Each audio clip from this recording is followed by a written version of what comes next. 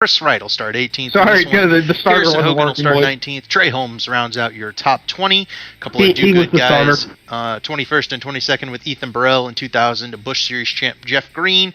And then it's Corey Abbott and Johnny Thomas rounding out. Start on Green still or no? Nope. Starting off in the 25th position is going to be I'm a bit late Isabella. to this new development here. The weather is not dynamic. Ty McIntosh. Joshua Clark will be coming out in 28th. Justin Fortner, 29th. Jordan Owens, 30th. Okay. I was wondering because the temperature's not moving. 32nd will be Jesse Racimus. It's supposed to go down 1 degree. RC Anderson.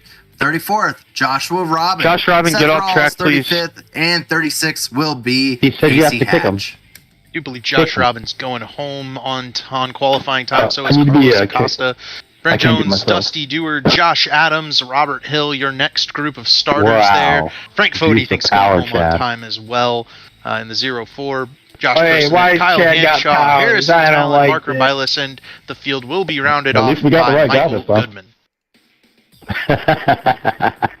Full field of cars. The pace car lights are off. I'll play it. We have a lot of racing ahead and a lot of hopes to be dashed. Here they come out of turn 4 to get the start of the race going here.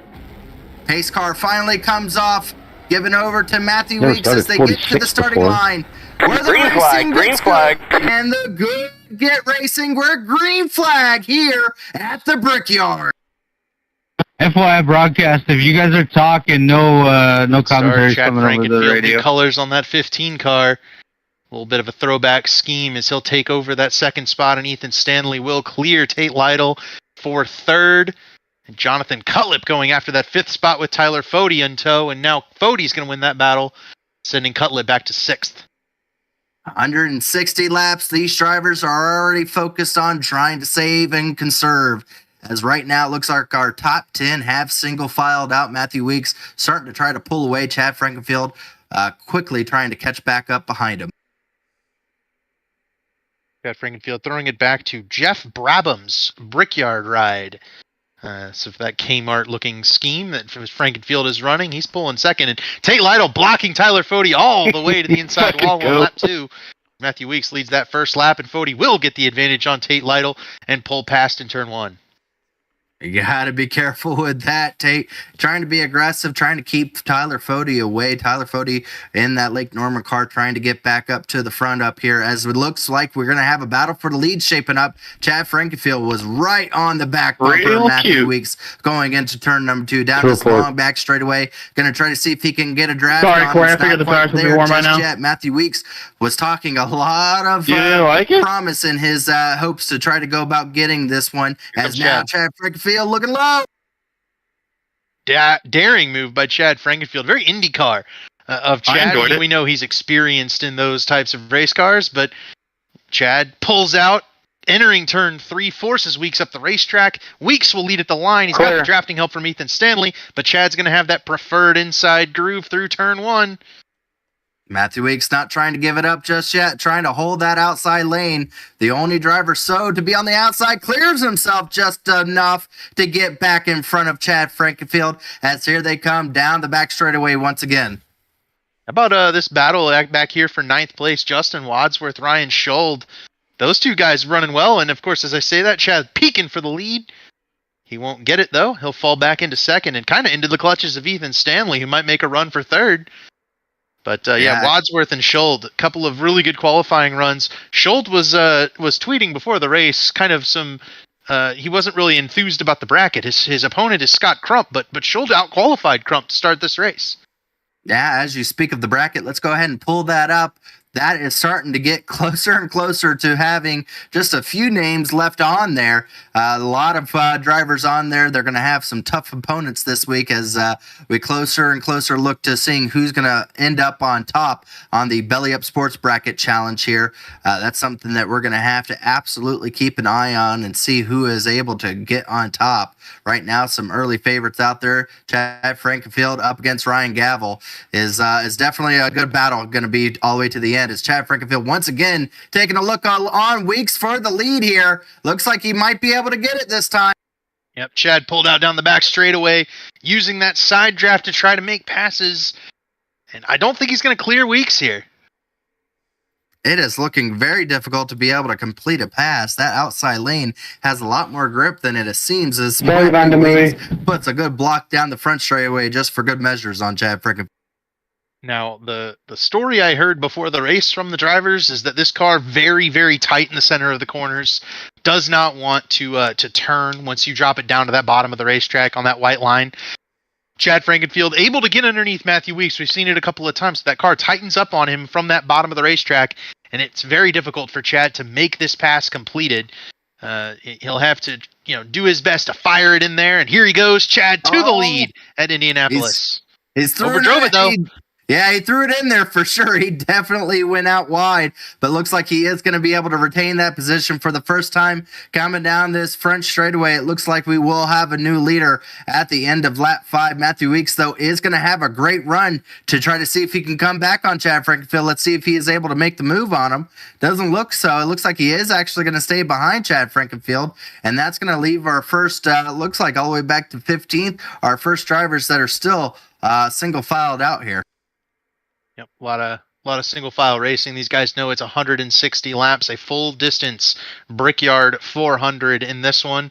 That's all the way back in 20th place on your screen right here. It's Chris Wright, William White, Vincent Isabella, Jeff Green, all sitting in the back right here in this long train of cars. And this is kind of how the Brickyard tends to run. As we look back at Johnny Thomas and Justin Fortner, it strings out single file racing, only one groove to really pass, and it's the bottom lane. You have to really make that thing work.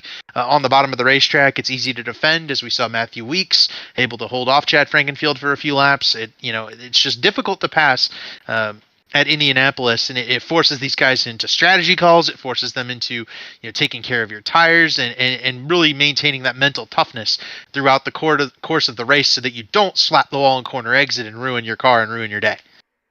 The last thing you want to have happen is to have any kind of issue on pit road or on the racetrack to make you lose the track position. Got a driver really far out of whack back there. I think that's Robert 2008. Hill. I think he went through the grass back there. That was a very scary moment for a few drivers. He is able to collect it. I'm sorry, that was almost a really bad situation for about 5 or 6 people. Bobby Mountain sideways underneath Jesse. You'll be just about lost it. In the wall. It could have been our first caution. As it stands, I think Robert will drop to the back. He wound up on the access road through turns 1 and 2 that time. We have a battle for second shaping up. Ethan Stanley trying to get out from behind Matthew Weeks. Unable to do so. He'll tuck it back in.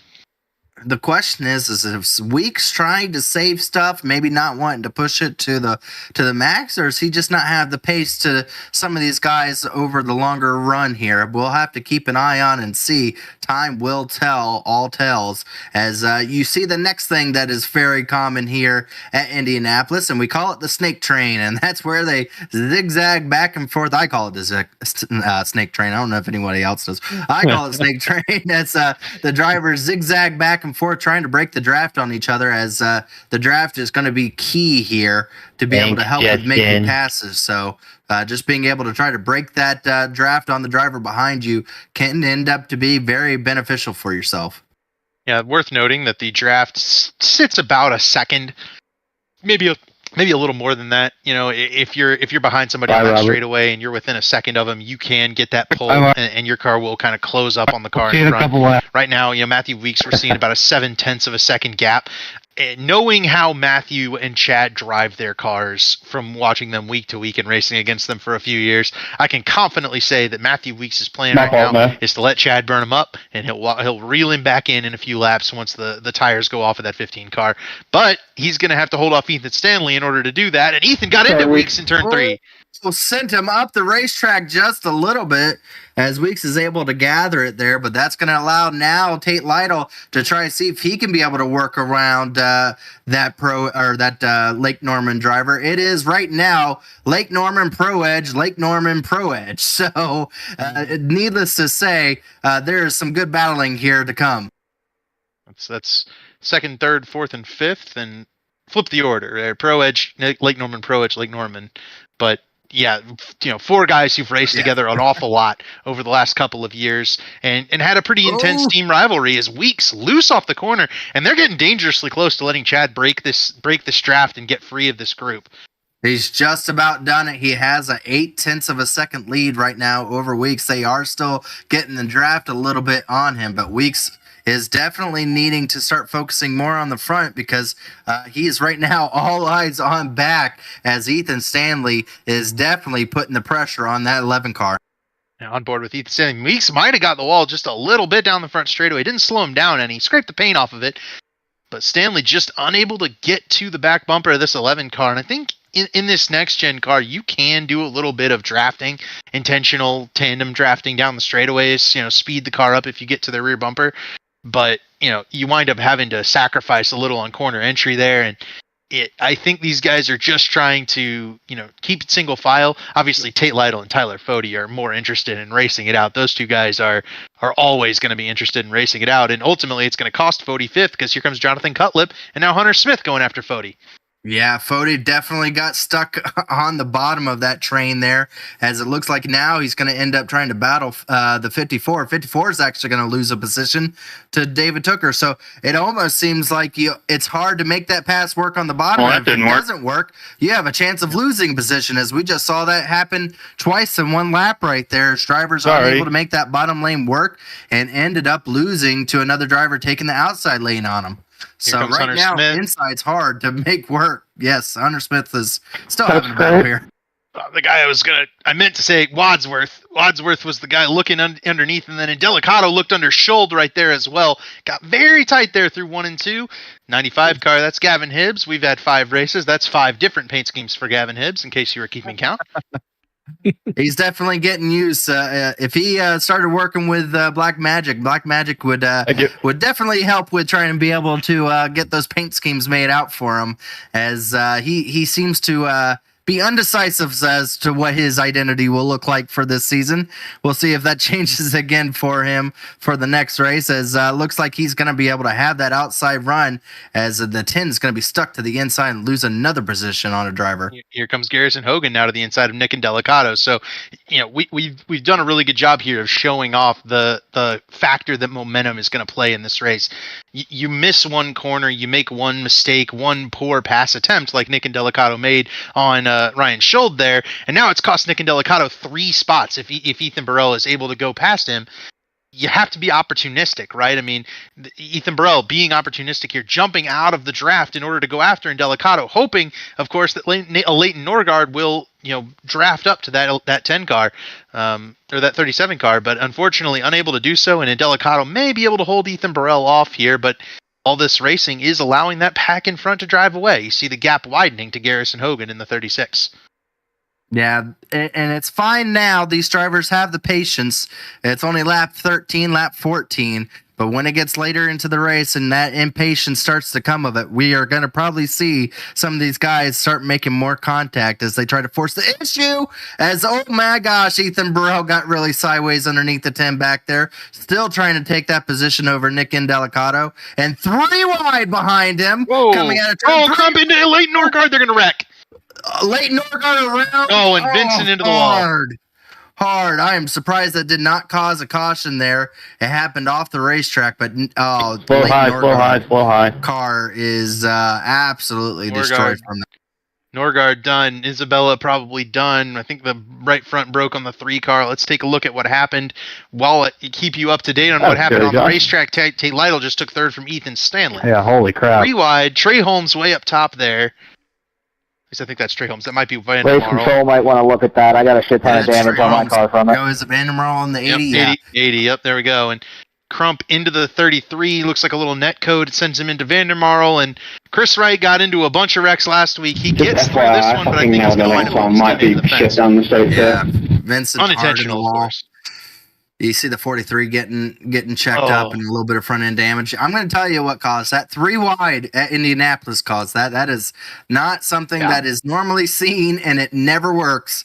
His 3 wide here at Indy is, unfortunately, that's going to send a couple people home early here in this race. Norgard down to last. Isabella down to 35th. William White drops back to 22nd on the racetrack. So Scott Crump and Van der Marel aren't too bad off, but they've definitely lost the draft of those. How's the car feel, Trey? And they're still trying to battle it out between themselves here. Mm-hmm. 3 wide on lap 14. Good job, whoever that was. Just a little bit, as that caused some people to probably suspect that the caution was going to come. It did not, so they're going to continue going green here.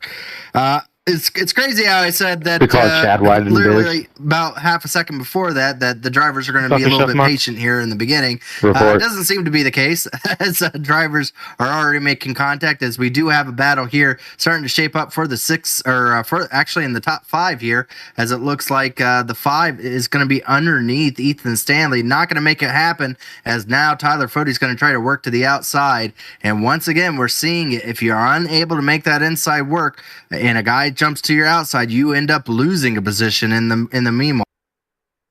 Yeah, and not to mention Tyler Fode, Ethan Stanley, teammates in this series, both Lake Norman Motorsports drivers. So they were never going to split up there on the straightaway to draft. And we look back, but I'm just looking at this lead. Chad Frankenfield has pulled a 1.5 second lead on Matthew Weeks.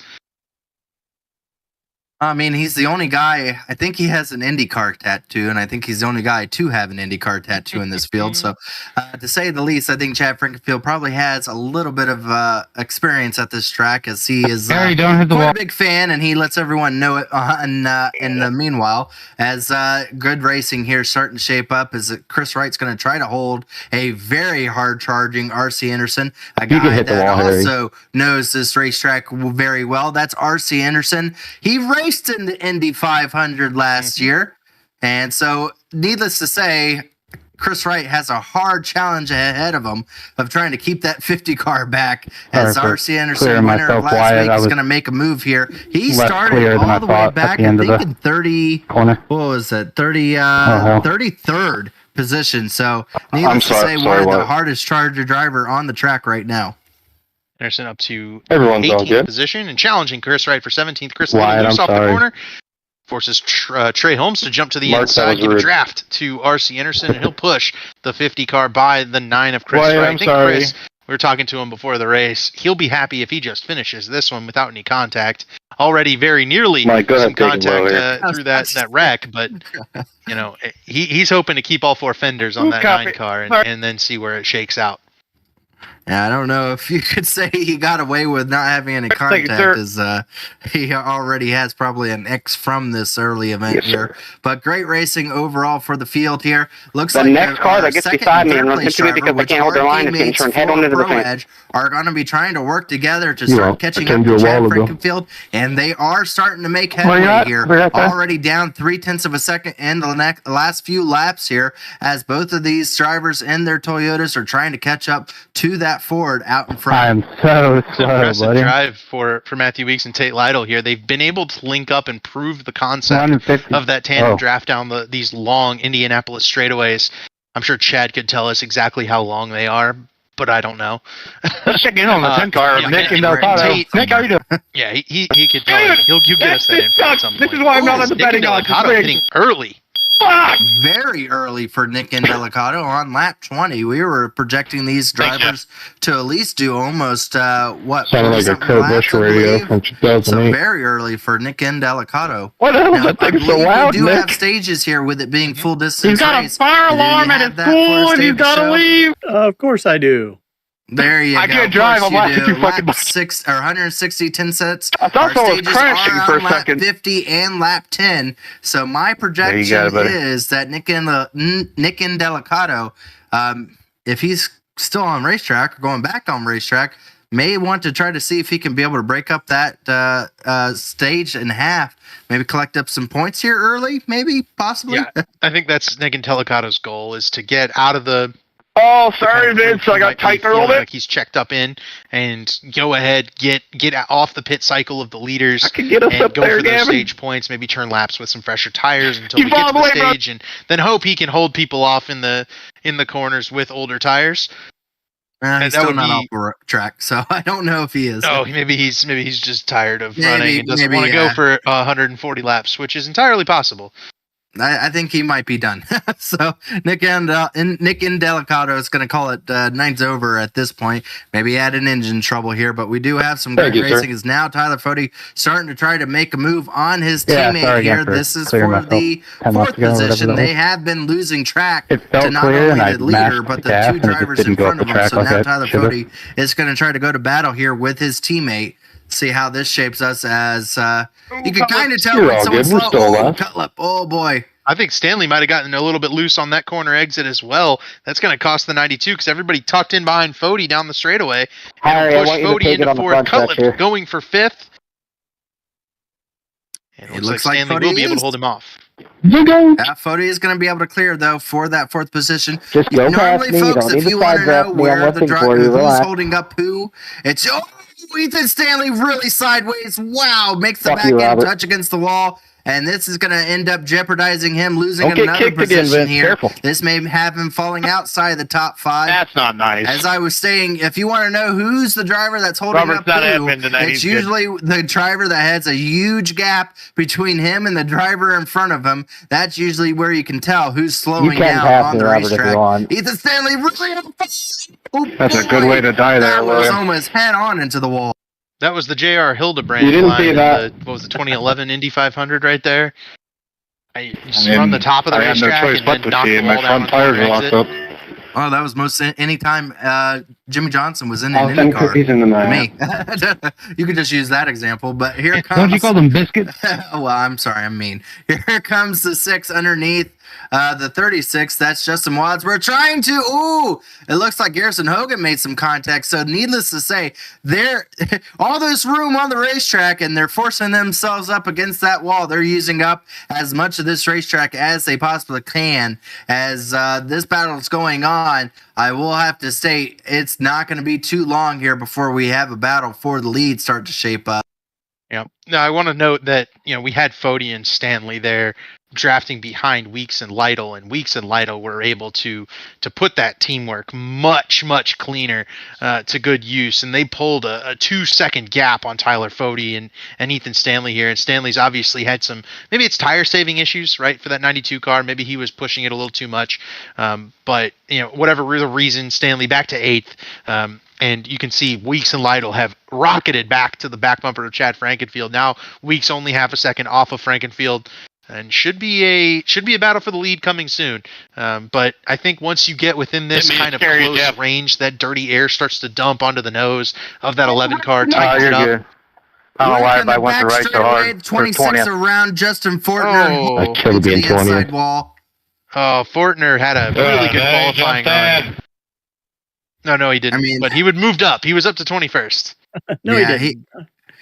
29th. Not the best qualifying run, but 29th isn't that car the was Indianapolis running well. Logo on the side of his car too, I think. Yes, it is. I'll keep us posted for a battle for the lead here. Sonny D gets another one. No, that was mostly netcode there. But needless to say, Rucker involved in something he would hope to stay away from, which is Rex after Phoenix, which was very bad for that Sonny D car. Here we go. Battle for the lead shaping up. Matthew Weeks to the inside of Chad Frankenfield. And Chad's almost definitely worn the good off those good years. Oh boy, yeah, I see his tail happy there, trying desperately to stay in front of Matthew Weeks. Both of these drivers came in today with a lot of hopeful pride behind them of being able to try to come here and finally win themselves a Brickyard 400. Neither one of them has done so, but both of them have shown incredible ability to be able to do so before this point, and now both with a great opportunity here today, battling it out early on in this race. Yeah, absolutely. I want to pull it up. I'm finding it. So give me a second here. But Matthew Weeks had laid out all his Brickyard 400 finishes earlier today. Noted that he's finished second and gotten wrecked coming to the checkered in his prior Brickyard 400 attempts here for the Elite Racing Series. So Matthew Weeks' focus today is absolutely on that checkered flag and to get that monkey off his back. If you guys are going to wreck, could you do it on the front stretch? I think the guys that they're going to have to try to battle this over. I'm still watching Tate Vitals sit there. He is not pushing the issue. He's not worried about it. And I just have to say, I think the big eyes are going to be on Tate Lytle today. He is showing some great prowess and lot of responsibility in that car. No problem, buddy. I gotta get just hold his line. And I have to say, Matthew Weeks is charging for him, but I think Tate Lytle is allowing that to happen. Mm-hmm. Yeah, Tate. Oh, Weeks sideways over you caused two of them. Oh, no. That almost glad both of them going around. I wasn't trying to leave a couple last weeks ago, and my cat jumped on my fucking lap. Had the 11 and the 56 gotten involved. You're talking about this car 25, 26, 27 lap tires. Definitely a handful. Definitely not the most stable of cars, and obviously with a tight condition, you're going to wear that right front out. But you pick up that gas pedal on corner exit, and that thing we've seen it get tail happy a little bit on a number of cars. So there is somewhat of a loose condition as here comes Ryan Schold maybe trying to break this stage a little bit in half here and try to get to pit road before everyone else, pick up some track position that way. We had a car blow up. I believe it was Jeff Green. Engine expired on pit road, done day for Green a driver that's running in the bracket that we spoke of earlier, and unfortunate for Jeff Green. His chances are going up in... I'm not enjoying this. As his car. Oh, Jeff got hit. Came back on the track and got spun out with Jordan Owens. So Jeff and Jordan Owens got collected in a wreck there on the back straightaway. A lot of incidents on the back straightaway. Bad against the guy or anything, but who the hell goes out in the apron and the short shoot comes back up on the track? Yeah. As Jeff Green will be our driver in the podcast. Oh my goodness, that was a hard hit for Jeff Green. Yep. And that'll put you done. Jordan Owens able to get her back going. That was really tough for Jeff Green. Jeff Green's going to be on the podcast for us on tomorrow night, and we'll have to hear from his perspective then as to what ended up happening. Unfortunate for Jeff Green, night over early for him. Mm-hmm. No, he point out a little climb. It went down on the apron and then came back on the track in front of everyone. From 10th on the starting grid up to 5th. He took out Jordan and he's climbed up. He's right in striking distance of his two teammates that are second and third. So those Pro Edge Toyotas, he was in the middle of the track after he came back up, and then he cut down to the inside right in front of Jordan. And I ended up hitting Jordan. They're trying to do what they did at Phoenix last week, which was not your fault, 2-3, and right now they are looking really good. I'm not saying that. It was like a bonehead move. Like, I don't know why he did that. 5 as here comes Matthew Weeks again on Chad Frankfield. Got a little bit of distance now between him and Tate Lytle, so it looks like these two drivers. I don't have much room to talk, though. I wrecked instant Friday, or Sunday, whatever it was. Battle it out here for the lead us. Here they There's come a reason he after hasn't won a championship in 24 years. Closer and closer to the stage, and right now these two drivers are looking to be one of the best. Matthew Weeks to the inside. You just misjudged it. This one might be tough for Chad to hold off. Weeks has that preferred line, and he has. Chad just fires in it on the outside. I think he might give it up on corner exit, though. Preferred line? Chad says, I appreciate it, though. Chad says, I don't care about your preferred line. I'm going to throw it in harder. Instead, Frankenfield riding around on that outside lane. You would almost believe it was at the end of the race. But right now, both of these drivers just want to continue leading this event. As here they come to the line. It's going to be close to see who wins it there. My scoring pylon says Weeks by .002. Well, wouldn't that be a great finish if that comes down to it? Weeks sideways. They're gonna make contact. Chad blinks a lot. Hopefully not just in person. Here comes Tate. 30, Chad. Here comes Tate. I think we're gonna have a little bit of help on that bottom line. Yellow. Caution is out. Let's go. There's gonna be no damage on the 15 car, and I think the net code hooked them together. But oh man. Yep. That's kind of ridiculous. You could tell they were racing really hard. I got hit in my back bumper, and that was not my fault. That's just Chad Frankenfield. Can we catch up? Right there, we got to go full throttle and catch the space car because we're way behind the field. Once Tate, I think, connects to the 11, I think it sends him a little bit to the right. I was cooking like Russell Wilson. Maybe not. It looks like Chad just kind of came off the wall a little bit. There's a little bit of both. I think. I was expecting it to be like 2 feet of net code or something. But then again, Chad Frankenfield racing that hard is requiring the 11 to be able to race that hard side by side with him, trying to get the side draft I mean, when you force a driver to have to pull every stop out to try to get around you, I was pushing the 11. You get situations like this where sometimes the driver ends up getting just a little too close. Know what exactly happened. So unfortunate for Chad Frankenfield. They just showed the replay on the broadcast. Looked like might have been like you said, maybe a little bit too early. Only 30 laps into a 160 lap race, but needless to say, we enjoy it here as it provides a lot of action and it answers our question. Yes, there are cautions on. It was the cat. Yeah, good to know. Several incidents should have maybe brought out the yellow, but ultimately, so tired of getting moved to the lead right now. Maybe the big winner here is going to be Ryan Schultz. He is not going to pit. In the that Ford car's going to be the race leader. When we get back to Pinching Zeus pretty good for lap 30 of a 160 if Schultz lap race. has any sort of pace, now would be the time to pull it out. That's why things happen like that. He was only about 6 seconds in front of the leaders when that caution happened, so that happened perfectly for him. I don't even think he has many laps on his tires. As here they come down pit road, we're going to take a look and see who's going to be able to come out on top. As you see, a few drivers staying out here. Joshua Clark stays out. I mean, to be fair, he raced beast hard like that for the first 5 laps of the race. Schultz obviously staying out. But we're not going to talk about that, right? Worth noting, I think, as we look at the pit stops, the bracket, and Delicato's still on the bracket. I think he's now out. I mean, you asked me after Monday why you're tired. Jeff Green might have still been on the bracket. And Chad obviously is still on the bracket. The only guy I wasn't pulling away from was you. We were gapping everybody else. We may talk a lot, folks, but we do not talk nearly as much as when Chad Frankfield and Matthew Weeks make contact, as they are both very upset with each other off the pit road. It looks like Tate Lytle able to get it over Matthew Weeks just by I hope he didn't get any damage. I didn't get any. Yeah, needless to say, there's a lot of hurt feelings on the racetrack as both drivers are letting it know that they were unsatisfied with how they were racing in both aspects. So, needless to say, happy birthday, Richard! Here, and we are all for it as it looks like we're going to go to our first break and our first caution here as these drivers go back around to get set up for the green flag. Just curious if there's a ruling on that Jeff Green, Jordan Owens incident. Just curious. Doing good so far. Yeah, no action. I'm just going to preemptively fill up my water bottle. I already know it's going to be required. From around the world. Go head-to-head against other drivers chosen by skill-based matchmaking to ensure competitive racing at every. It's a long race. Compete across all. It's almost over for some of us.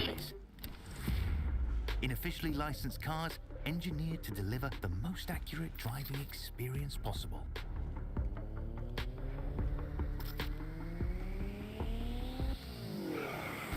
Join a race or host your own with players from across the stopped on the bottom, letting you guys go. Computer or in a league with friends. Feel the thrill behind the wheel. Visit iRacing.com. End of 50, end of 100.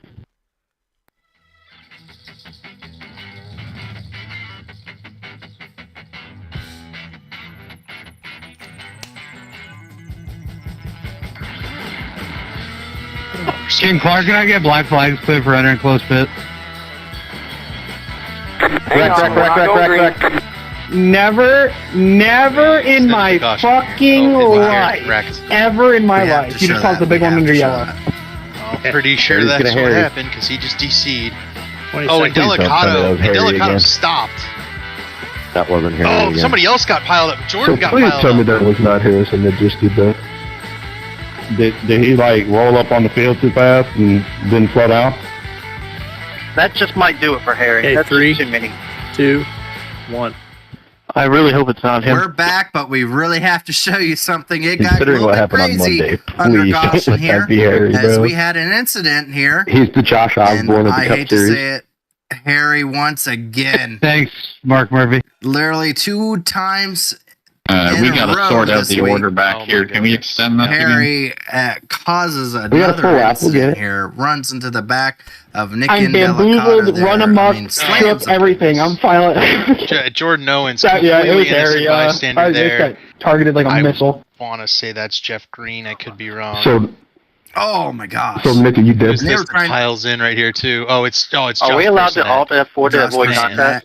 right in front of the field that was That's trying to against catch up Blanco. to the lead pack to get ready to go green flag, which we were just about to come to. You cannot ult F4 and come back. So if he comes back on the track, Mark, tell him to park it. Are going to be done. It looks like Jordan Owens with a ton of damage. Due to the nature of the incident Tate Lytle, a ton of damage. I think Personette might be okay here. It does beg the. Delicato's 13 laps down. I'm Can you sure describe what happened track there? impacted in Delicato where he had to pull back. At that point, why are you coming back though? I mean, 13 laps down, dude. I know Delicato's running for points. He's in the top 10 in points, but this would be a drop race for him, I think. Yeah, but that has tough. nothing to do with this. Yeah, no, it's not. It's certainly not in Delicato's fault, but he had a lot of time there. And it's worth noting, Harrison hit the pit barrels. This is why you don't drive under the influence. Bounced up in the air, came down. Hey, I do just fine driving under the influence. Over I'm right in just front of slow. Zach Evans and totaled the 6 car. Man, on pit road. So not a good week. What's sad is I don't even think he was drunk. Yeah. Like he seemed fine before the race, and even on Monday he wasn't even drunk at all. I think it might be a while before Harry Dude, gets I was back. totally hoping to get my 12 laps back from my little fire drill over here too. Stated he's actually been disqualified from the event. That just makes it worse. Just kind of shows what the state of that is. I know. But regardless, we're going to be going back green as you stated there, David. Ryan Scholl with the best heads-up move finds himself out in front here for the restart. Green flag. It's out. We have 15 laps before the stage ends. Wake up, Jonathan. He's going to be able to very easily clear himself. And now he has 15 laps to try to hold back these Pro Edge drivers. Yep. Chad Frankenfield will be charged with 8 on this restart. But for now, it's all Ryan Scholl up front. I have Let's a see round what's going by to speed for the this fire drill and getting We hit in haven't the seen yellow. much of him with big track position this season. I just want to get and Scholl qualified pretty well in this race, right? I mean, he qualified in 12th and had been running in the top 10 before getting there, and it was certainly a good pit call as, man, Hunter Smith fits it in front of Justin Wadsworth, and that opens the door for Chad Frankenfield on the bottom. That could have been disastrous. Jesse, holy shit. Oh, my God. Oh, driver's still far back there, getting really sideways. The 70 of Racema's almost slams the wall back there. 100% on me. I'm glad you fucking I think they saved were it there. 3 wide for just a second. Oh boy, it is getting close here and getting chaotic back here. Yes, it is. 15 laps is just close enough in the sights for people to see a goal, and they are racing really hard. 160 seems like a lot, and that's why they space out quite a bit with 15 laps. It's a little bit easier. Oh boy. As this is getting rough out here, folks. They are really pushing hard, and with how hard it is to complete a pass, you have to really press the issue, and we're seeing a lot of issues being pressed. Chris Wright and Ethan Burrell, that battle I was scared there for a second. Between the 37 and the 9, and you see both of them are sending it in there. They do not want to give up that track position right now. Just in front of Jonathan Cutlip, who had fallen back after a really good start to this race. Gavin Hibbs has been floating around near the top 10. David Tooker has been floating near the top 10 as well. So, I guess maybe bad pit stops, but it also might be a product of some of these guys taking 2 tires, I wonder, under that pit, because Cutlip fell a lot of spots. Yeah, you see Tooker there trying to hold up. I'd rather have toasted tires than toasted cars. His friend of Ethan Burrell tried to get the position. Chris Wright made tap against the wall. Fuck, I love as again, these drivers were up against the wall, using up as much of the racetrack as possible. They've been very aggressive with that today. Clark, did you I'll get tell you, hurt this from 4 that car lap, Ryan or you Scholl, good? he's got himself a nice little lead over Tate Lytle now. When it's Tate Lytle, it's probably Tate keeping the tires cool on that 56 car. Matthew Weeks backing up the field a little bit as well. Those two are just really, really strong tire savers. They're very good at running fast while being conservative on the right front tire. That often leads to really good long run pace, and we see those guys up front during the long runs at a lot of different racetracks. This is no exception. Guys who are not saving the right front, those are the guys right here, like this 15 car, who are absolutely going for it. They know that they've lost track position, that they need to get back, and Chad Frankenfield leading the charge. I started to lift right when you lifted. He doesn't have any sort of advantage right here. He's just trying, to make passes on top 10 cars like Wadsworth and Smith, and those guys have been good all day. Sorry, Ticker. We lifted at the same time on the exit of 1 right there. I didn't expect that big of a run. Oh boy, he almost gets the 92 around. Almost goddamn Chevys these days. He's gonna hit him. He's gonna hit him. He's gonna hit sideways. What Wait a is minute, going is that Danny Stallman's 94 400 car? He's getting very frustrated very early here. Time to take a chill pill as the 15 almost goes around again. You can tell he is frustrated with how this race has worked out. 500 And car, this not time 400. around, he almost absolutely dumped the 92 Josh, you can around. have it in one. Yeah, you got to be careful, right? It's in this instance, Chad's got really good pace. We know he's got really good pace. You've got to keep your head. There's 120 laps to go. A long way to go in this race, and anything can happen. Those front 8 cars, they could all wad them up. Only 300 miles to go. You've got good pace. You've got good track position. You're about to get stage points. It might only be 2, but it's still stage points. You've got to keep your head. You've got to keep that car going straight.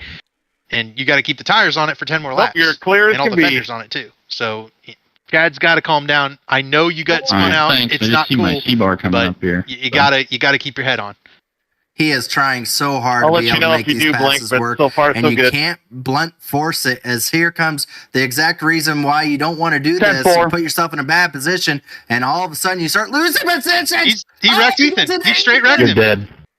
He did exactly the same thing again. Sorry.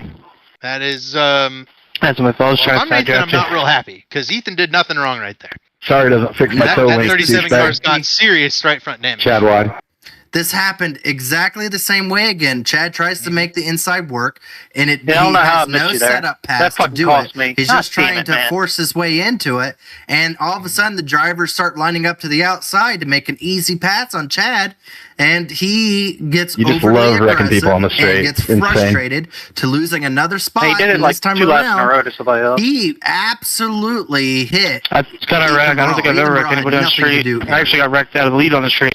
You just about did it to Ethan like the lap before. The guy giving us the paychecks, but Chad would also be mad if we didn't say the truth, and I think that's what the truth is right here. Is I will tell Chad you, hooked the 37 car. Like that's just what happened. Lost spots. Well, he's trying to justify it right now by saying, "Well, I was wrecked out from the lead," but that has nothing to do with Ethan Burrell. Yeah, Ethan Burrell was For the record, you didn't get wrecked on the straightaway. Just Your got internet wrecked wrecked. off the side of. Chad almost spun Ethan Stanley out again.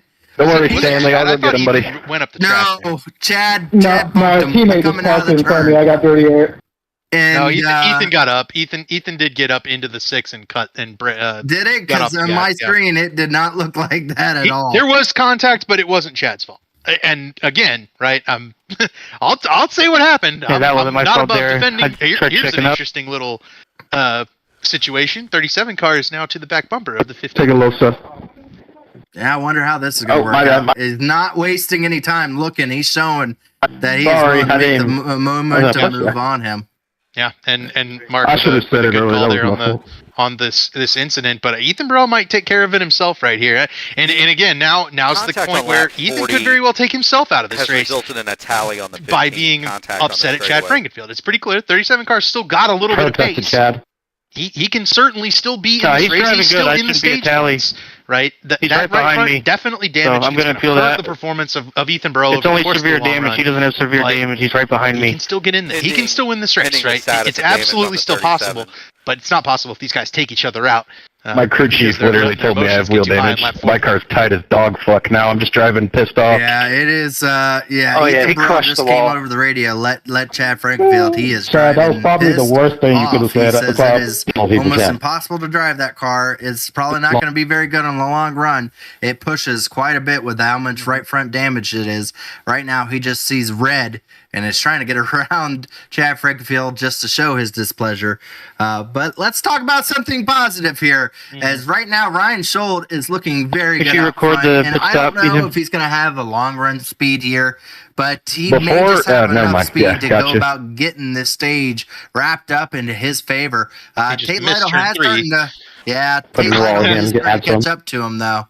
And we're seeing it right there. I think the 4 is starting to lose the grip as this fight And I goes really on. didn't mean to do it. I'm sorry. Tight, We were but all trying to Schultz side done draft. a I'm really trying good not job, to get and freight I trained. think we do need to touch on this because Ryan Schultz No, has no, not spent just a whole leave lot it of at, time in I'm the race sorry. lead. That's what he wants. was a little bit down on his chances in the bracket against Scott Crump, acknowledging Yeah, I said I'm that sorry right Crump's away. a really They're good happening. driver. He's going to be a contender in this race. Crump hasn't had Chad, the track the best position, thing for you right now is just with that move strategy on. call, gets the lucky caution when the Chad Frankenfield spins out. now in the race lead, and he's held it. He's been able to work a gap of about half a second. Hasn't been able to break free like Chad Frankenfield did, but still a really, really good job and a good effort from Schold. And even if he doesn't win this stage, finishes second or third, that's a lot better than what he was running. He was sitting at about 10th, maybe 12th when he did pit under the green flag. As long as he finishes lap 50 above that spot, it's a big win for his total day. And he's showing that 4-car, he's got a little bit of pace. If he got track position at the right time, he could hold on to it. Yeah, you gotta kind of ask yourself, why not me? I mean, Paul Menard won here. Why can't Ryan Schold win here? Whoa! Paul Menard's a great driver now. He's great in Trans Am. I've seen him plenty of times in Trans Am. Maybe not the best in the Cup car, but Trans Am he's really good. Paul is a very steady driver. He'll never bring you back a broken. Sorry, press here to their hands up. He won at Sebring just a couple weeks ago in a Trans Am car, so I mean, he can definitely get it done. But I want to see Ryan Schold get it done here tonight. I love the comeback story of a driver that counted himself out of the series and comes back and one of the, I would say probably the second biggest race of the season, come out here and get this checker flag. So what if Ryan Schold? Why not Ryan Schold? We're about to see if Ryan Schold can get this stage in, as here comes Tate Lytle, three-time Cup Series champion. Tate Lytle is now to the backbone. Sorry, William, I thought better of it when I saw the run you had. Tate has decided it is go time. It is almost time for the points to pay out, and that's when you see these guys like Tate and miscommunication, I think. When it's go time, those cars fire up and start to go a little bit faster, and we're seeing that additional pace out of the 56. I was going to try to fill the hole. Closing in on stage, and it'll be the close of lap 50, so about 3.5 laps from now. As here comes Chad it was clear for you if you wanted it. My plan was to try and get the ball with that, but I wasn't going to. This is going to be a battle for that 7th position. Gets it loose into there, but at least he's going to have some momentum to his name coming around turn 4. Again, if he doesn't make this pass, it's going to allow those drivers behind him to start to catch up a little bit. Oh, and a battle for the lead, too. Yep, here comes Tate. Tate's going to get him going into turn 1 here.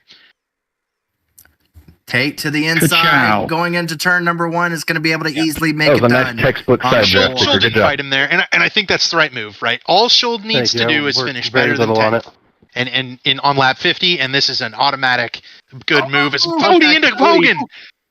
Oh, Fody almost around. Wow.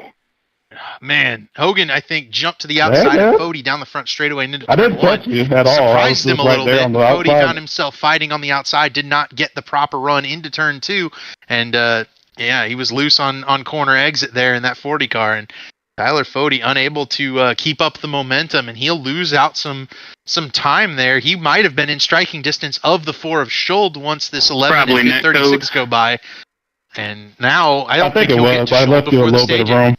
Now here comes Matthew Weeks now to try to make the move on the 4. Is going to easily be able to get it done. And the 36 is not far behind. I do think Ryan Schold has a very good shot at being able to get a top 5 after the stage ends. Chad loose off a 1. Oh boy. He saved it. He kept it off the 6, but Chad has been fighting to use that bottom for a number of laps, and he's took her to hit the wall. Took her trying to avoid Chad. Oh no, here comes the 37. Best friends right there. Gonna give him a little bump. That was nicer than most would have handled that situation. Absolutely. As Hogan is going after Schold now, and he's going to get underneath him in turn 3, and Schold's going to give Hogan the bottom. I don't think he's going to fight him too much, but he's only got to hold one more lap, and I think Ryan Schold is going to finish in the top 5, barring anything catastrophic, as Casey Hatch is trying to hit the inside pit wall on corner exit. Tate Lytle leading lap 50, the final lap of stage 1 here in the Brickyard 400. Great racing up front here, but we do have 3 Toyotas now leading this event. Ryan Schold in the Ford trying to hold back the Chevy driver of Tyler Fody here. Going to be coming down the back straightaway. Oh, Fody gets a little loose. Still going to be able to have the draft to go side by side. May get this position, and here comes Smith in the 54 to try to see if he can be able to enter the top 5. I do believe Smith is teammates with Schold, so if it comes down to a side-by-side battle between the 40 and the 4, the 54 should go with the 4 down the front straightaway here to try to grab that extra spot on Fody. Schultz fighting out on the outside this time. He let them Pro Edge guys go, but he's fighting up that Lake Norman Chevy. His right front's really not that damaged. Yeah, right now looks he's driving fine. I really don't think it should be a tally. I've noted it's pending pit stops. So how do you want me to record my damage if I have to pit, Chad? Facebook Live?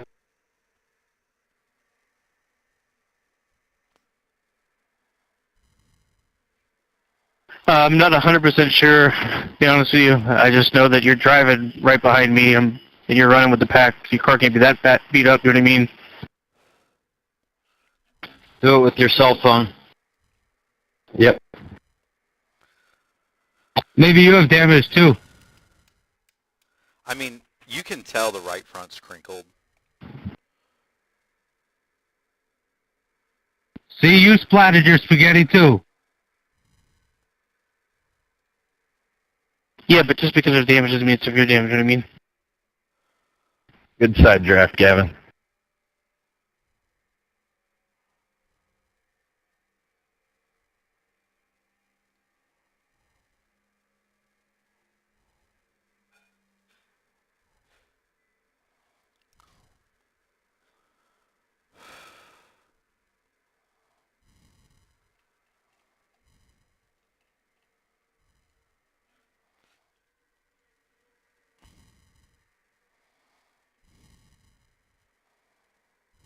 The paint is an understatement in what Chris Wright had done for the gauntlet. He's going to be our gauntlet driver for Thursday night. And needless to say, if you want a very funny lap to watch that is entertaining in all aspects, stay tuned for Thursday night's Simply Racing podcast, as we have it on the Belly Up Sports channel on YouTube, where we'll be able to see Chris Wright challenge the gauntlet. That's the Nürburgring, as he tries to do a lap there.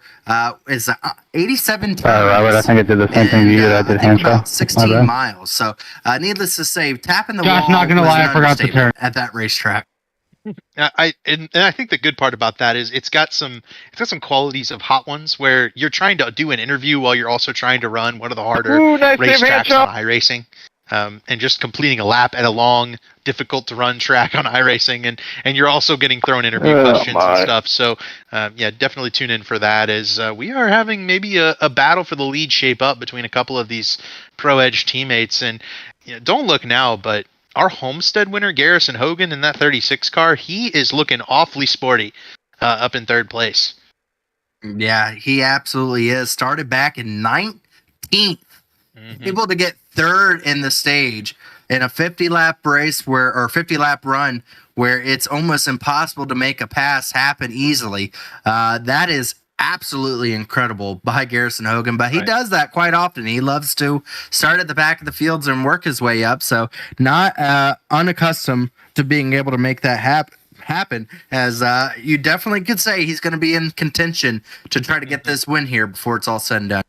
Yeah, Hogan is one of those guys who's very, very quick. He's a very, very strong fixed series iRacing driver, and he's racing with some of the best of them here. These top four, these are maybe your four like favorites for the championship over the rest of the season. Maybe if you coupled in last week's winner RC Anderson with that, and maybe road course ace Ethan Stanley, those would be maybe your guys you'd pencil in, right? And Tate Lytle, obviously, a 3-time champ at this point. He's certainly one of your favorites, and he's also got the lead in this race. I think you hit the nail right on the head. I mean, the top four drivers are possibly a good candidate for the championship. Go, John, go. They used to have a statistic where they showed how many times a driver would win here at Indianapolis and then go on to win the championship. It's definitely a track where you have to be well balanced to be able to get the win, and it just so happens being well balanced is a pretty good shot at being able to get yourself a championship. And you see that right now, as our top four drivers are probably our lead candidates. Man, remember when this place used to be fun and we were running like 205 and had to actually get the car to turn? David Tooker side by side with Justin Wadsworth. We've seen Chad Frankenfield attempt this move on the 6 car about 6 or 7 times. The road course is more every fun time than that 6 has a really, really strong corner exit on the outside. He's really been able to hold off any challengers on the bottom of the racetrack. And Wadsworth, we Yeah, saw it's it kinda rough. at Daytona too, right? I mean, guys were trying to cut to the inside and outside of him, and he was very adamant that the position he was in, that was his position. He wasn't going to give it up. Very Ryan Newman-like. Should have done 500 laps at Bristol instead. 7th here and doing a really fine job. Yeah, he's definitely more of a Ryan Newman number 6 car driver, not so much a Mark Martin 6 car driver.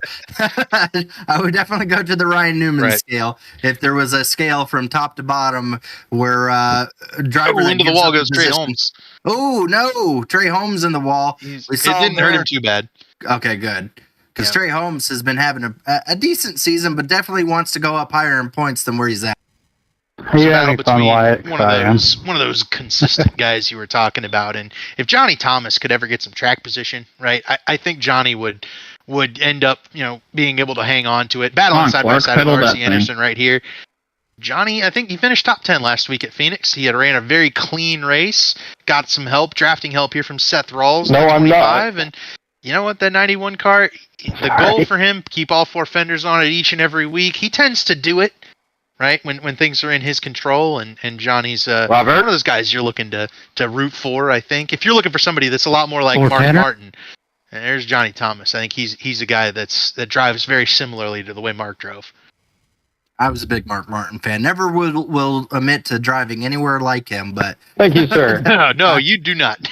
No, I do not. As you see there, looks like Tucker. I'm having fun now that my tires aren't sliding. Able to get that position over.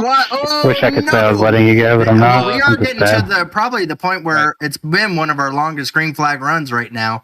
So you can. Man, oh boy, Ryan Schuld. He finished this stage up in 5th spot. And, a little bit of contact, too. But now the tires are starting to go in that 4 car, right? He ran it as hard as he could to try to keep the lead, to try to keep the track position. Now it's starting to go bad. How long until this 4 car short pits again? Lap 100 is the next stage, so he's got to go 10 more laps maybe. But yeah, he's got to do at least another 10. I was just about to say that. I mean, if you're looking at lap 100 being the next stage, if he has any hopes of still being in the top 10, he's going to need to go a little bit longer here. As now Justin Wadsworth going to be taking a look to the inside of the 4. Oh, it's going to slide. This is a wreck waiting to happen. Oh, tapping him. Hibbs to the outside. Hibbs trying to make a move, trying to be the aggressor. Wadsworth went to the inside. He did exactly what Frank. Oh, and Hibbs hit the wall. Chad Frankenfield, is he going to look for a 3 wide? You know he wants to. Here comes Cutlip to the outside. 2x2 here, all within the top 10. Cutlip bounced it off the fence on corner entry, but I think the outside lane's going to prevail. Gavin Hibbs through to 8th, and it'll be Jonathan Cutlip trying to get 9th from Wadsworth, but Wadsworth slams the door. Chad has to be wondering, why can I never make a pass work? He now finally falls outside the top 10. Aggression, not valor, as he is fallen now outside the top 10. As you look at the damage on that 37 car, too. And he's falling. Ethan Burrell's falling back as well. It's hurt that 37 car for sure. Scott Crump around. Ethan Stanley going after Ethan Burrell now. The 2 of them together, I think, have kind of fallen through the field a little bit after that contact. That's not helping the psyche of the your car's definitely slow, Ethan. You definitely got damage. To have that damage as a reminder of what happened. So needless to say, that is not at all what Ethan Burrell wants. I was only keeping up earlier because I was in the middle of the pack. I had Tucker shoving me down the straight. Now gets around him, so now Ethan Burrell in 1 lap goes from 12th back to 14th. Yeah, tough break for Ethan Burrell. Sorry, Casey got absolutely fucking doored. He's going to have to.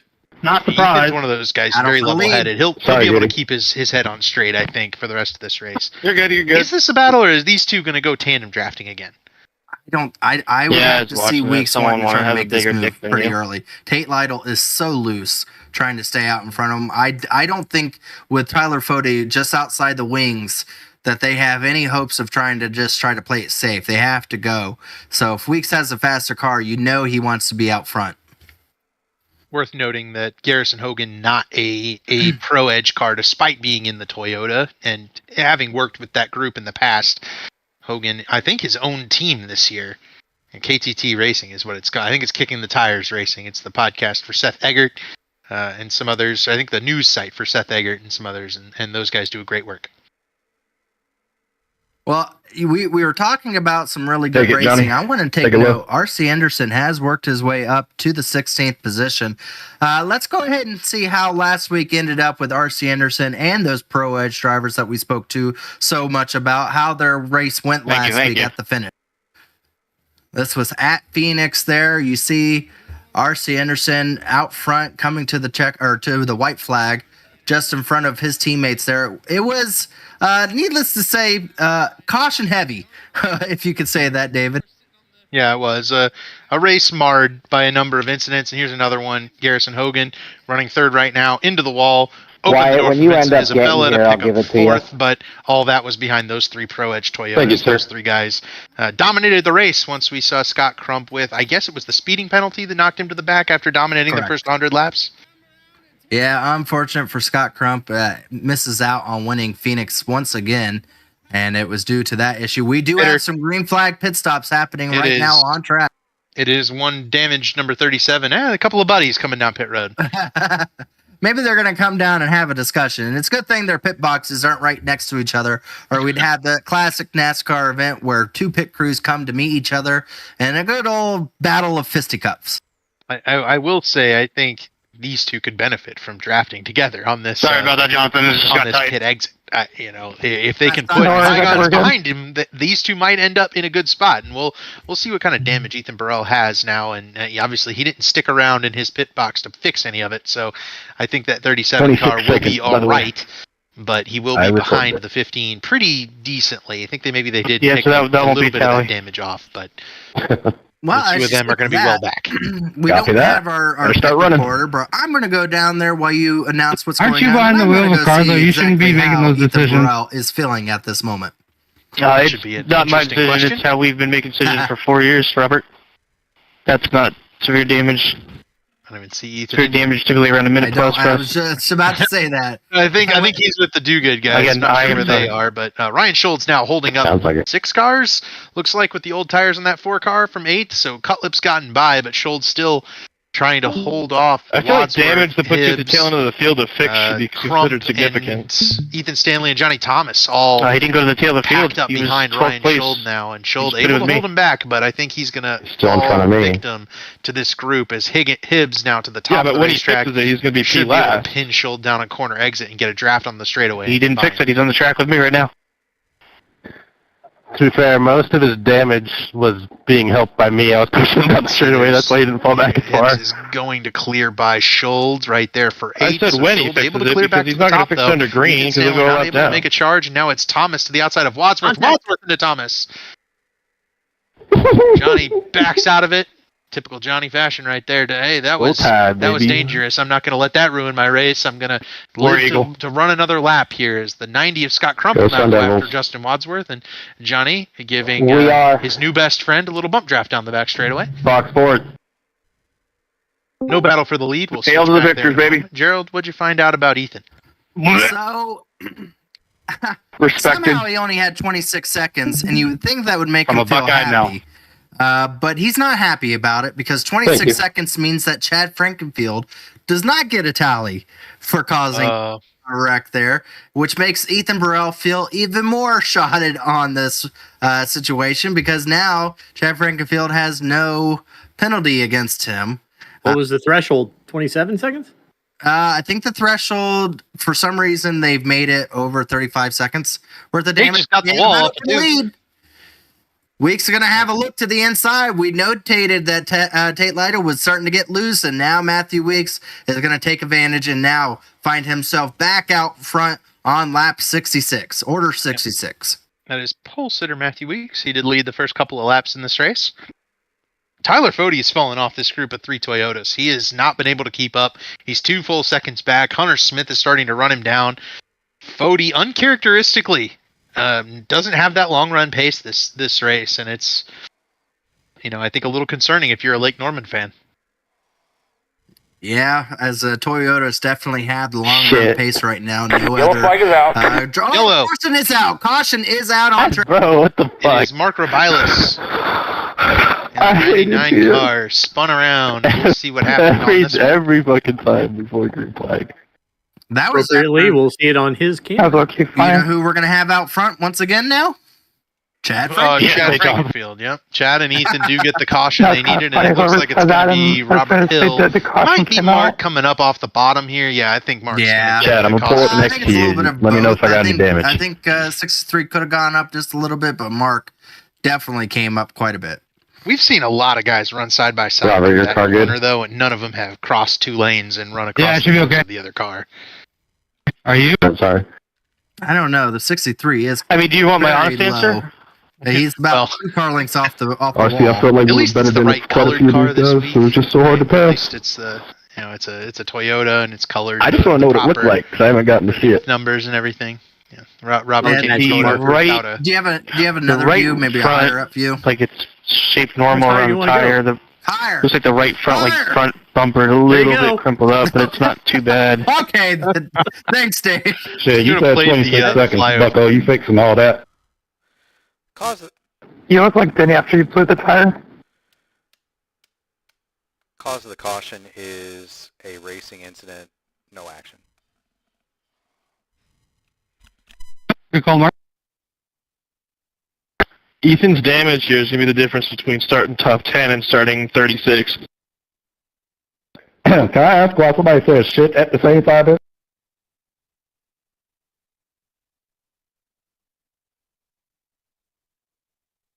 I said shit right as I started spinning. You good, Roboto? Yeah. I probably have like 36 seconds of damage, so it wouldn't be considered major. I think that was the slowest slide I've seen.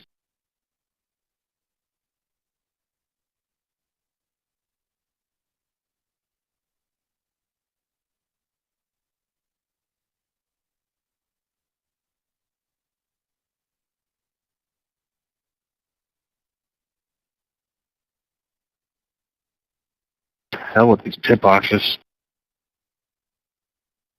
Pulling in here, don't smoke me. Ah! Gotcha.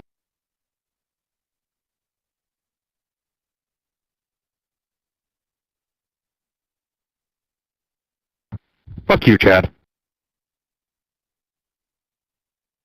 I only ran like 3 or 4 laps, and I need track position because you can't pass here, so. Ethan would be up there too if he didn't have 26 seconds of damage. You won't let that go, will you? Holy shit. No, I'll probably hear it the rest of the race. Ethan, how's your damage looking?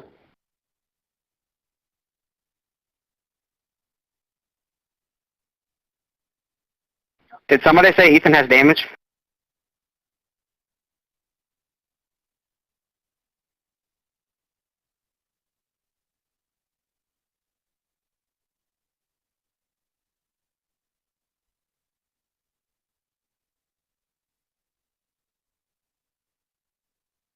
Got it all fixed, Vince.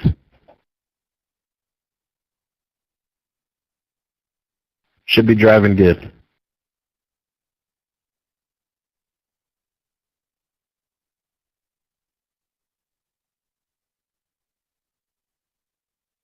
So I'm going to take the top, taking the top. If you're scared, go to church, bro. Bottom, Zeus, bottom.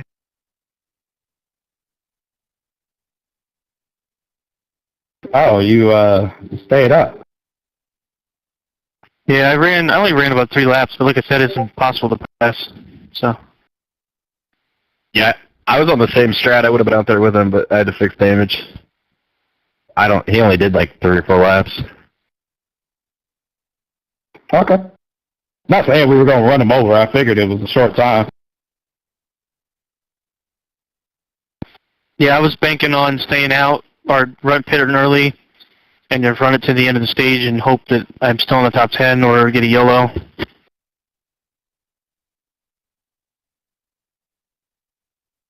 What happened to RC? He left. The man's birthday, bro. Titties and beer, probably. It's probably distracting him. This was distracting him. The stripper showed up for his birthday. Damn, I was going to follow RC through the field. Me too. I was like my leader.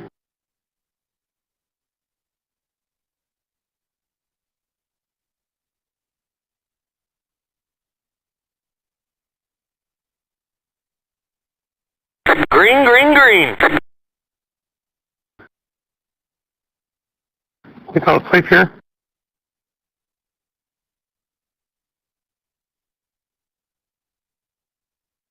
Holy crap, I can turn again. Let's go. Lead to Matthew Weeks, and when just so happens we have 30 laps before the end of the stage. It'd be very poetic if you came up here and won this race. As they are all single filed out in the top Or wreck 10 somebody. here. Battle for 5th, Tyler Fody, Hunter Smith Both there. And Hunter cards are on the Smith's gonna table here. take it over Fody. Not really a sentence I thought I'd be saying today, but Hunter Smith been strong today in that 54 car. Hunter Smith just came here to race, and he's doing a good job into the top 5 to be able to get it over our defending champion of Tyler Fody. Oh, I'm hearing some drivers getting very loose back there. Hearing some shouting going on. I don't know what's happening, but I don't like to it. make it work. No cautions yet. Vincent Isabella, Loud Ty McIntosh noises. side by side, Gavin Hibbs, Chris Wright side by side. So a couple of different battles between Shift and Mountain Man Motorsports. Chad, you're blinking a little bit, just so you know. Rucker got into Ty. Hey, that was bad. Sonny D's going to take another victim here before too long. Sonny D has never killed more people until this last couple weeks. Man, we like, we mentioned picking on Chad, right? We also Ethan, pick no on pressure. Rucker for sure, but Rucker's been around Thanks, buddy. for years and years in this series. Ooh. Everybody knows how he races, and I've had plenty of good battles with Andrew Rucker, and I've gotten wrecked by Andrew Rucker too. So I think everybody's in that same boat, and it's always fun to mess with him. Oh yeah, here comes William White trying to get to the inside. Oh boy, William White took out Sonny D. Yeah, we almost had to clean up a lot of Sonny D on track there. I got to mention him because we're looking at him just slightly. He's just off the screen back there in front of Ethan Burrell. Got to mention Kachow, Corey Abbott. Made this one. He's missed a couple of races on qualifying this season, but he does finally lock in to one of our races, and he's been running the Lightning McQueen car, so it's been fun to announce for that one, and hopefully Corey can get up to the front. I think that 73. You guys want to wreck just in a little about bit of 5 pace laps today. to be but, awesome. We've seen him. We saw him up front at Daytona and a few other tracks, and he just wasn't able to. How are we to get supposed to anything wreck go if you're his up way. there? I will say his lack of speed in the Cup car this season does not carry over to the other I'm never series. buying you a beer again. Known to being a very good truck driver. It may just be the case of the series that he has. I was just telling Zeus, I'm like, Chad's going to hate me because I'm not letting this go. Remember at Daytona in the duels, he misses the duel because I think he checked up for one of the wrecks and lost the draft, and the non-wrecks in his duel as an open car, and then at COTA he qualified 7th and wound up disconnecting from the server, had server issues, and wound up not being able to start 7th, which cost him a good finish. Well, needless to say, we do have some really good racing on the racetrack, taking all over the place. Vincent Isabella right there you're seeing on screen, now trying to take that beautiful-looking number 3 car to the inside of the 84. Down the front, back straightaway. Looks like he is going to be able to get it side by side going into turn number 3, see if he's able to make this move. Oh, there's going to be contact. Sonny D. Oh, no. Not Sonny D again. Oh, Vincent sideways. Vincent sideways. Hold on to it, completely. Vincent. Got into the grass. The 3 has a little bit of right front damage. He sent us a message under caution. A little bit of right front damage from that incident on the back straightaway, but he said it was driving okay. I don't know if I tried to give you extra room and I clipped the curb. Well, when you take an asphalt car that drives down the straightaways at 200 miles per hour and then put it into the grass, it's not going to drive okay at any point in time. Unless you're Lightning McQueen, right? Maybe Corey Abbott can run that lane. Yeah, Kachow. Maybe you just got to turn it right. Casey Hatch right there as well. Thank you, and sorry. Just fine in that 14 car. Love seeing Casey out here and doing his best. And this is kind of the back of this front pack. Like but this is all a group of guys who can definitely get up there and I think hold their own. They're just kind of stuck in the back in the dirty air right now. We've seen Justin Vandermarl in the top 20 in that 80 car. So Ethan Burrell the same, and Ethan's trying to pick his way through this big group of cars. Chad, this is warranted. Well, there's definitely a tale of 2 races going on at the Robert Hill. Robert Hill sideways sensational saves save. it. Wow, saving the race. Wow, that was an incredible save by Robert Hill there. The Unbelievable job of being able to keep that underneath himself. Sorry, Many Matthew fans Boston fans wondering dropped why in we the aren't showing killer. the front of the field. Matthew Weeks has tailed the front of the you're field good, buddy. pace off got out dramatically of from the Chad I thought you got Frankenfield. They're running controlled there. a You're good. gigantic single Just file glad we were line able to keep from going. first to about 17th. Yeah, I was But I about can't to say believe it's a Justin tale of wrecked two you again. tails at the front. You have Chad Frankenfield, which is You trying didn't even hit me, and you to apologized. set Better sail than like somebody a else. rocket ship, and we're going to see when it explodes. The rest of No, the but field I is trying backed to do yourself like anyway, and I didn't want sparklers to and try have to you last junk all yourself night. trying to avoid And me that's almost what we got dropping going it. on at the front. We have everyone single Like, filed out. you're good, We're buddy. focusing. Sparklers last a long. Name Yeah, name JP another Justin threw firework some Tim that Hortons lasts at me. I Sparklers couldn't you see. using. I know. I feel like they last like a Justin, I don't know minute. what happened there, but I like like 100 dragged of the them wall blocked. with my right front. Lasting a fine. minute All isn't the way like down that the bad of a stretch. thing, but I mean, you probably want to be longer. Yeah, I saw that. I think we're going away from racing now. Wait, hold on. Fireworks. Don't let many of the wives hear about that. All right. So, but so now, What do wives know about? What are they curious about fireworks for? I don't know. What about the snake one? The little fire Gerald, snake? That sparklers thing last for like 30 seconds and then they burn I you. also, I gotta ask, folks. You That guys Dublin must get appeared into one hole. You should, man. Robert Hill's save, right? It's a save You because got he a little didn't loose spin bud. out, right? I always see the broadcasters Cardinal on TV Grifo. see somebody spin out and not hit anything and call it a save. I feel like that is completely false. Do you agree? It's If you spin, it's not a save. If anybody It's wants fun. to wreck, it'd be awesome. It's Yeah, a a hot save dog is when you sandwich. keep it going down the track. go. Yeah, a save is where you keep control of the car. And I got don't, you, Chad. Give me a have to minute. Stop and spin yourself out and To me, lose all it's- your track position. A save is would everybody in that position wrecked or not wrecked, and that's the situation. Did that driver do something that most people would have wrecked? I feel like if you spin out, you've technically wrecked. You just may have missed everything. If there was a wall there, you would have hit it. But a save is where a wall was there, you wouldn't have hit it because you were in control the whole time. Okay. So if you drop your soda bottle and you catch it before it falls onto the ground, is that a save? Absolutely. Yes, if nothing spilled, it's a save. Exactly. But you still shook it up. That's okay. If nothing spilled, it's a save. Well, okay, well, I don't know. You We got 106. We're out halfway here. We got a long way to go. If your No, mom's not just putting you in one more timeout when you get question home here. because there's a stain on the carpet, you saved it. I don't know. What did Confucius say about it? What was his opinion on race saves? I don't think he's very big on Confucius racing. says They probably if did you don't chariots wreck back it- then. Chariots? Maybe? I don't know. Ancient Greece? How long ago do you think Confucius was? Confucius would be Chinese. Ancient Greece, right? Or was he China? He's Chinese. Oh, okay. Who am I thinking? Plato, maybe? I don't know who you're talking about. Aristotle? Aristotle. We're way off track here. Okay, It's all right.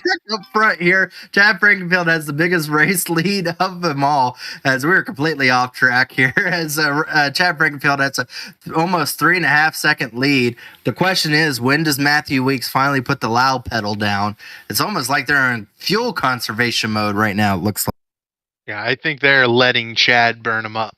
They've let Chad drive away, and everybody's working together here in Ancient Philosophies 101 that we should not be teaching this class, but I will say the class I know about is that Chad Frankenfield's burning the tires off of that 15 car. Yeah, I don't think Chad's worried about tires right now. He's shopping at. Oh, he's gone, and he's back. He's kind of like most Kmart's. He was there a minute ago when I last looked. Now it's gone. You know, It's up over there. I believe it's the kick in the tires logo repurposed to be a Kmart logo. I think that's the way this is going. No, you turn around in just a second and it'd be a Spirit Halloween store. But since Chad Frankenfield's got quite a bit of a lead here, as he's trying to see if he can beat out the drivers to lap 100. It's going to be questionable because now Matthew Weeks is starting to reel him in the last few laps here. I think that it's the time is nigh for the two Pro Edge drivers to start tandem drafting, as it were. You and your sayings, I say. As now gets back down to under 3 seconds. The question is, I mean, you got so many Toyotas lined up. Do they just kind of have the field to their driving to their style right now? You're good. I think they do, right? They're kind of in control of the Did you race. hit the wall? Really, the only guys in this top group No, that would be not me. counter to, I did. not driving that same way would be I did. Fody and Hunter Smith, and the two of them They are, did the same thing. when kind we of were mired kids. in the middle of this group. So Fody getting a big push from David Tooker into turn one, and we are looking back at an incident, maybe? Something Garrison Hogan dropped through the We have field. lost the 36 Garrison car. drop out? Yeah, I don't see him on the racetrack. Yeah, he's just showing his gone, and I'm waiting for the alert on iRacing. Gary? Yeah, I think Garrison Hogan might have Gary. disappeared. Yeah, I do not see him. Kicking the tires There you got go. to stop cheating out on network connection. Garrison Hogan gone from the server. All of a sudden, Hunter Smith is P4, Tyler again. Fody is P5. And that gets Clark, are you okay? one of those Toyotas out of that I hit line. there. Oh, Chad Chad- Frank left a while No. there for a bit too. Far from Chad it. has been doing that for several Yeah. weeks now, and I'm Yep, Garrison Hogan I packet thought lost that was there. funny, Robert. there it is. Tough break for Garrison Hogan. He was up Thanks, in third Chad. or in fourth spot. Yeah, I having a can count really on you, strong run. buddy. Call it a mechanical failure, right? Yep, mechanical failure. The iRacing's version of the mechanical failure. Well, they did patch, I think, that chance of a mechanical failure. A real mechanical failure, yeah. A real one in iRacing. There was This a race 1 is in why 1 the Cup million Series chance stopped that your going engine to the would just oval. unexpectedly explode on you. And Hogan's I think, back in, but he's going to be a couple of laps down. yeah, I think iRacing justifiably decided, well, that's just a meme, and got rid of it. Yeah, I think that's I think there's something to that, and I think we have lost something The where draft physics engines of this car are just are so not reliable nowadays realistic that I don't right think now on anybody here. ever really loses an engine in real life racing. But I don't know. You pulled away pretty if fast. you've booted up your computer to run 160 laps in the Brickyard 400 and your engine blows on lap 150, you're not going to be real happy with your experience. I mean, this is a simulator you're paying to utilize, and I wouldn't want my engine exploding on lap 150 of a 160 lap race where I spent 3 hours, I'm also just giving it trying to my get that all, loser running you for guys this, and up for yellow. running for this Black Magic Brickyard 400 as Gavin Hibbs just pounded the wall up. Latest to the promised land, Ethan. Yeah. Yeah, Ethan Sinley's going to lose a Yeah, little bit of position trying, here, we're too, trying. getting stuck onto that. Oh, that wasn't clear. Sorry, Chad. Oh, Seth boy. Rawls checked out for Ethan Stanley right Yeah, don't there. do that again, please. Oh, boy. I think you're onto something. I think I'm trying not to iRacing get should screwed by have the guy that's packages riding on the different, outside and hitting the wall prices, every lap. like engine packages, and the more you pay, the less engine problems you have. I think you're onto I something. think you're No. you're getting into You the gonna hit the Being Ready gas or Player what? One now, right? I was gonna say I think that's the opposite of what I'm saying. Where is it? Oh, okay. Yeah, My I think if you pay for it, you should be I don't know, I reliable. guess those Chevys Maybe are you get it slow. for free, and but your If you engine pay blows more, every it's other more race. reliable. That's what I've been saying. I don't know. I it doesn't work in today's market. I don't think. I think you have to pay Well, they're for slow what when you they get wrecked. Garrison Hogan has rejoined the field 2 Cody's laps just washed. down 37th. I'm going to take a Do I shot have in the damage dark here sticker? and say Chad is not going to Right win this side? stage. It is Yeah, coming down fast. That's more like a shot in the light. Yeah, Do you want the answer to boost your true. confidence, or do you want the Chad brutal honesty? Frankenfield is driving a sprint car out there. Just tell me it's and smoked. not in a good way. It is sideways out of these turns, and he is losing time. It's smoked, Cody. Oh my god. 4/10 of a second there on Where's Matthew Cody's Weeks. engine? Here comes the train. It's a calling. You're not even Here smoked. comes You're on the Matthew smoker. Weeks and those Toyotas to try to take the pain train to Chad Frankenfield here. We You like my tense thing? each of the last 2 laps. Yeah. Oh yeah. This is gonna hurt for Chad very quickly. Hear that whistle coming in the distance? You got to get off the railroad tracks. There's a train coming. Is Chad the type of guy to get off the railroad tracks, or is he the one to try to race side by side with? Yeah, Chad, you might have a point there, but here's a question for you. I don't think Chad's going to win this stage. I don't think Chad's going to finish top 5 in this stage. Does Chad realize that and try to short pit this final run? I think he tries to hold him off as long as possible, gets completely sideways, and loses and falls outside the top 10. That's my guess. He's going to try to win this thing. And I guess I'm trying to give Chad a lot of thinking smart, Lose a thinking second ahead credit. because you here, want and I a think battle. Chad's think ahead is I'll just run into them. we and for all Are you we really know, we bitching may about have what happened on lap 30 times 2 at this point. Right. Yeah, that's the question. Remember, Chad was the first caution of this race. in a similar situation, almost identical to the one we're seeing right now, with the two Pro Edge Toyotas chasing down a big gap that the 15 stretched out on the field. And we know why he stretched that big gap out. He's been pushing that car a lot more than these cars behind him. The tires are definitely more worn on this 15, and with 12 laps to the stage, there's still a pretty significant chunk of time before the stage ends. And I think Matthew and Tate know that and have absolutely, planned ahead to ensure that they are ahead of this 15 car well before the stage end. Yeah, if Chad Frankenfield's running the Kmart car, then I would say Matthew Weeks is Amazon. The past is in the past. Here comes the future. Here comes the 11, as he is starting to get down to that 1 second mark, and Matthew Weeks is starting to make some time up here. Yeah, these guys are zooming right now. They're almost within a second already, and I'd say it's maybe 3 laps. There was a hard hit. Hibbs and another driver smacked the wall hard out of turn 2. They were racing really hard. They are hitting the wall almost every lap. Oh, boy. Seth Rawls almost around as the 4 gets into the side of them.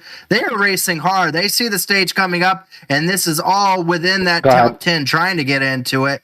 And, here comes Garrison Hogan, a lap down on fresh Hogan tires. racing off. Thank you once again, good sir. Inserting himself into this 3-lap battle. He's only 3 laps down. 3 laps is unfathomable trying to make up. He is trying to hopefully be able to get down to that two lap down mark, but he's got a lot of cars to pass to make that happen.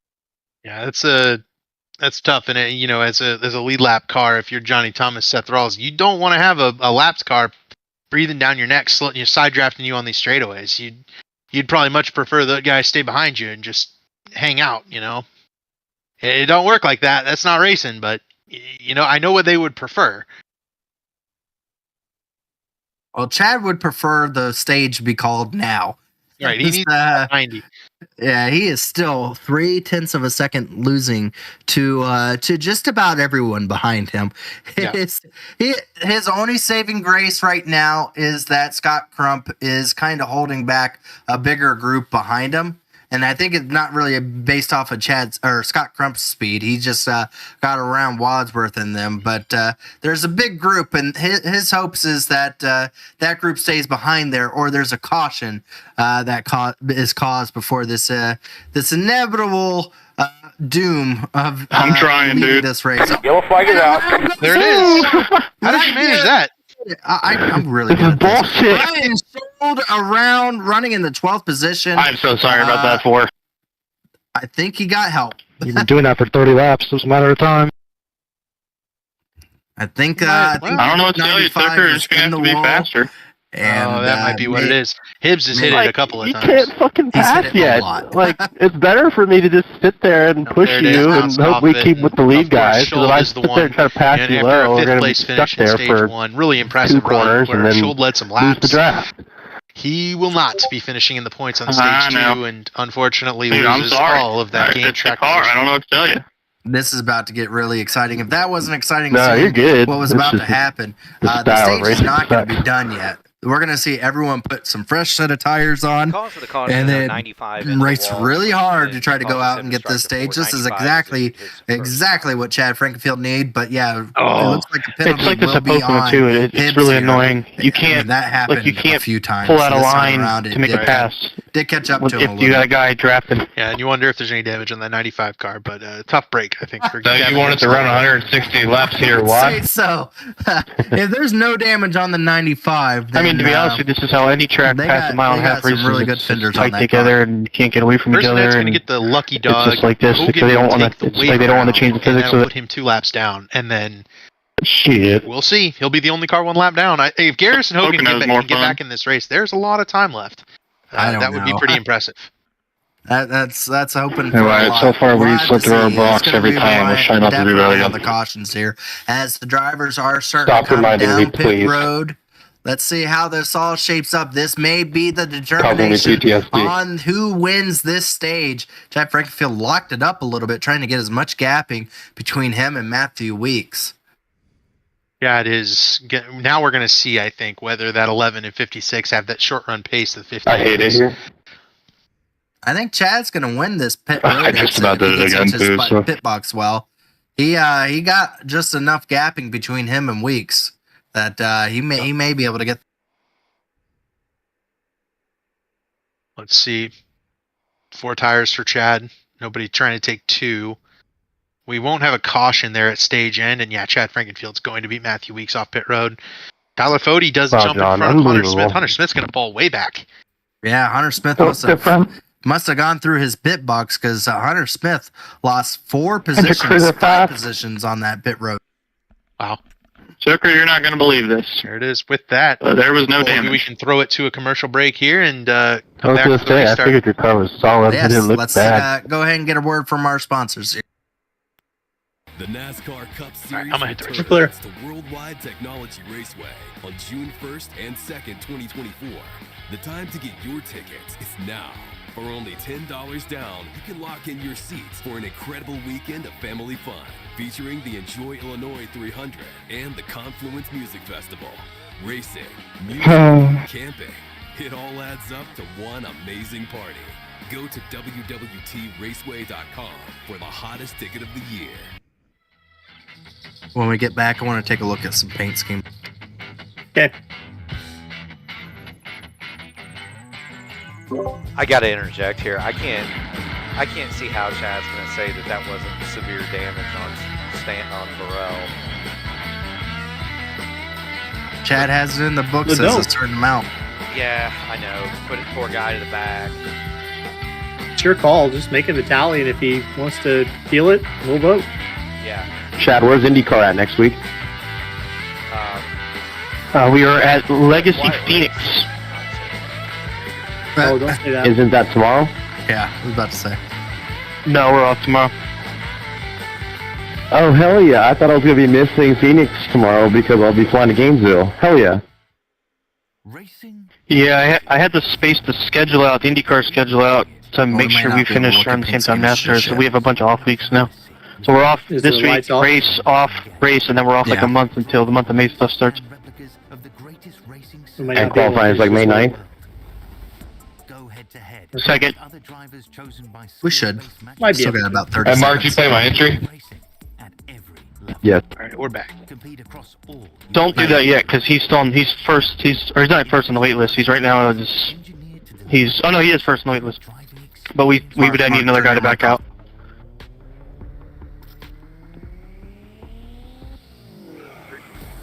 $20 seconds. I don't know if we have 20 seconds. Chad, are you going to like train me and teach me how to do it? Nope. Mark can do that. Mark. I'm way better at IndyCar than I am at NASCAR, so it'll be decent. Nobody drop out of that thing though, because that'll let Malechka in. Oh, we're going to go back green flag. Back at the front of the field. Green flag. We have 6 laps left to go in this event. Chad Frankfield able to clear himself in front of Matthew Weeks. Here comes Tate Lytle to the second place in the 56 car. We'll see what kind of short run pace those Pro Edge Toyotas have. It is money time for the rest of this field. Chad Frankfield's shown that short run speed all day. The 2 Pro Edge Toyotas have been really strong at saving. We'll see what kind of short run speed they've got to fight against Chad Frankenfield's short run pace. And Chad Frankenfield has experience of being able to put the loud pedal down the hardest. Right now, Tate Lytle having a really good run. This may not be a situation of actually getting it to lap 100. If we get a caution that's close enough to the lap 100, they will call the stage in. So you have to make the move if you can now. If you're able to get it, you have to try to see if you can do it before. Here comes Tate. Here comes Tate trying to do what I said. To the inside of Chad threw it way in there. Oh my gosh. Chad almost had to lift on corner exit. That doesn't really open the door for Tate. Really, it just helped Matthew Weeks close up. Shout out Jonathan Racing. Go ahead. Oh no, I was just saying there's racing right outside the top 10. Almost 3 wide situation back there as drivers are trying to get their points. Once again, Tate looking to the inside, but Chad has that outside really, really well put through and able to hold up on that outside lane. But Tate Lytle going to have another run here come through 4. Oh, they get really close. He's going to have a side draft and the draft from a teammate here. I think Tate's going to clear through the lead. Led that lap at the line. Don't wreck yourself again. Chad, give him a little room. No, wreck yourself, please. Fired it in on the outside. We should throw a caution every 10 laps. Oh, wow. I can't believe he kept Tate side by side there. The problem is the help coming from behind usually helps the outside lane. I think Matthew Weeks there, Tate just door slammed Chad. They're touching down the back straightaway like it's the last lap. Tate Lytle's going to be onto the inside. Oh, Matthew Weeks to the back bumper. Trying to give Tate Lytle the edge. Here they go into he gave it to him.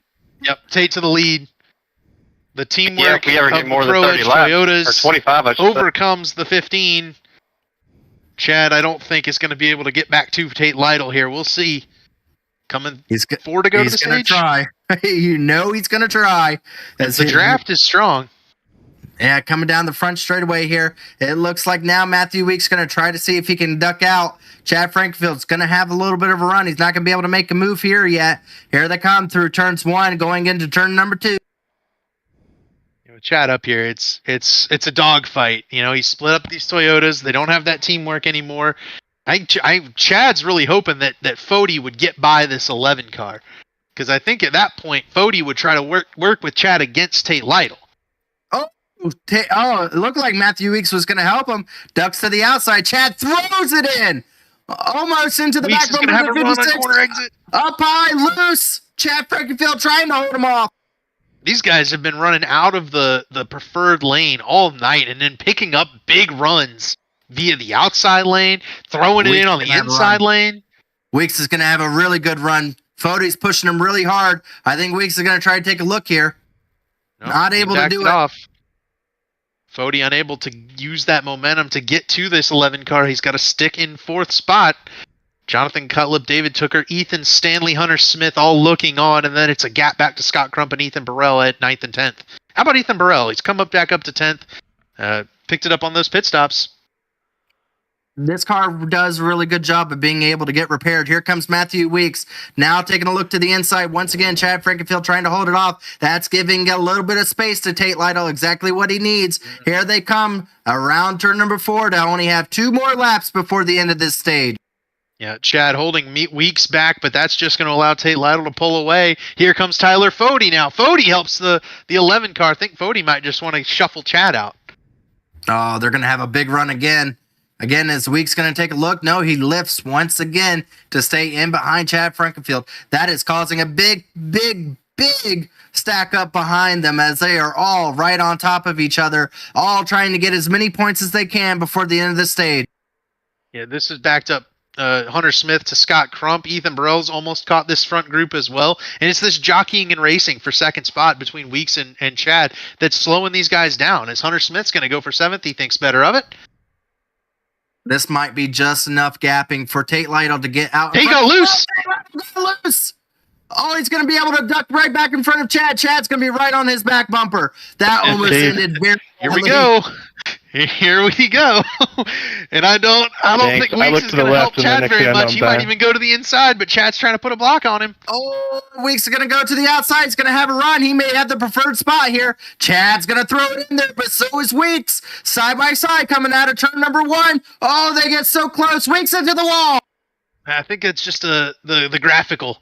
The wall hit. 92 car way up the racetrack. He smacks it off the fence. Stanley with big damage. Oh boy, they're all pushing hard. Some of them push too hard, and now Weeks able to get on Chad. Is Weeks going to have a run? Oh, he backed out. Oh man, I don't think Weeks is going to be able to get back to Tate here. Oh, Fody into Chad. They hit. They are not done hitting, I don't think, before they get to this line. Chad Frankfield's going to have the run to the outside. Fody not able to get to it though. Tate Lytle is going to sweep your stages in this Black Magic Brickyard 400. Matthew Weeks 2nd. Chad Frankenfield holds him off for 3rd.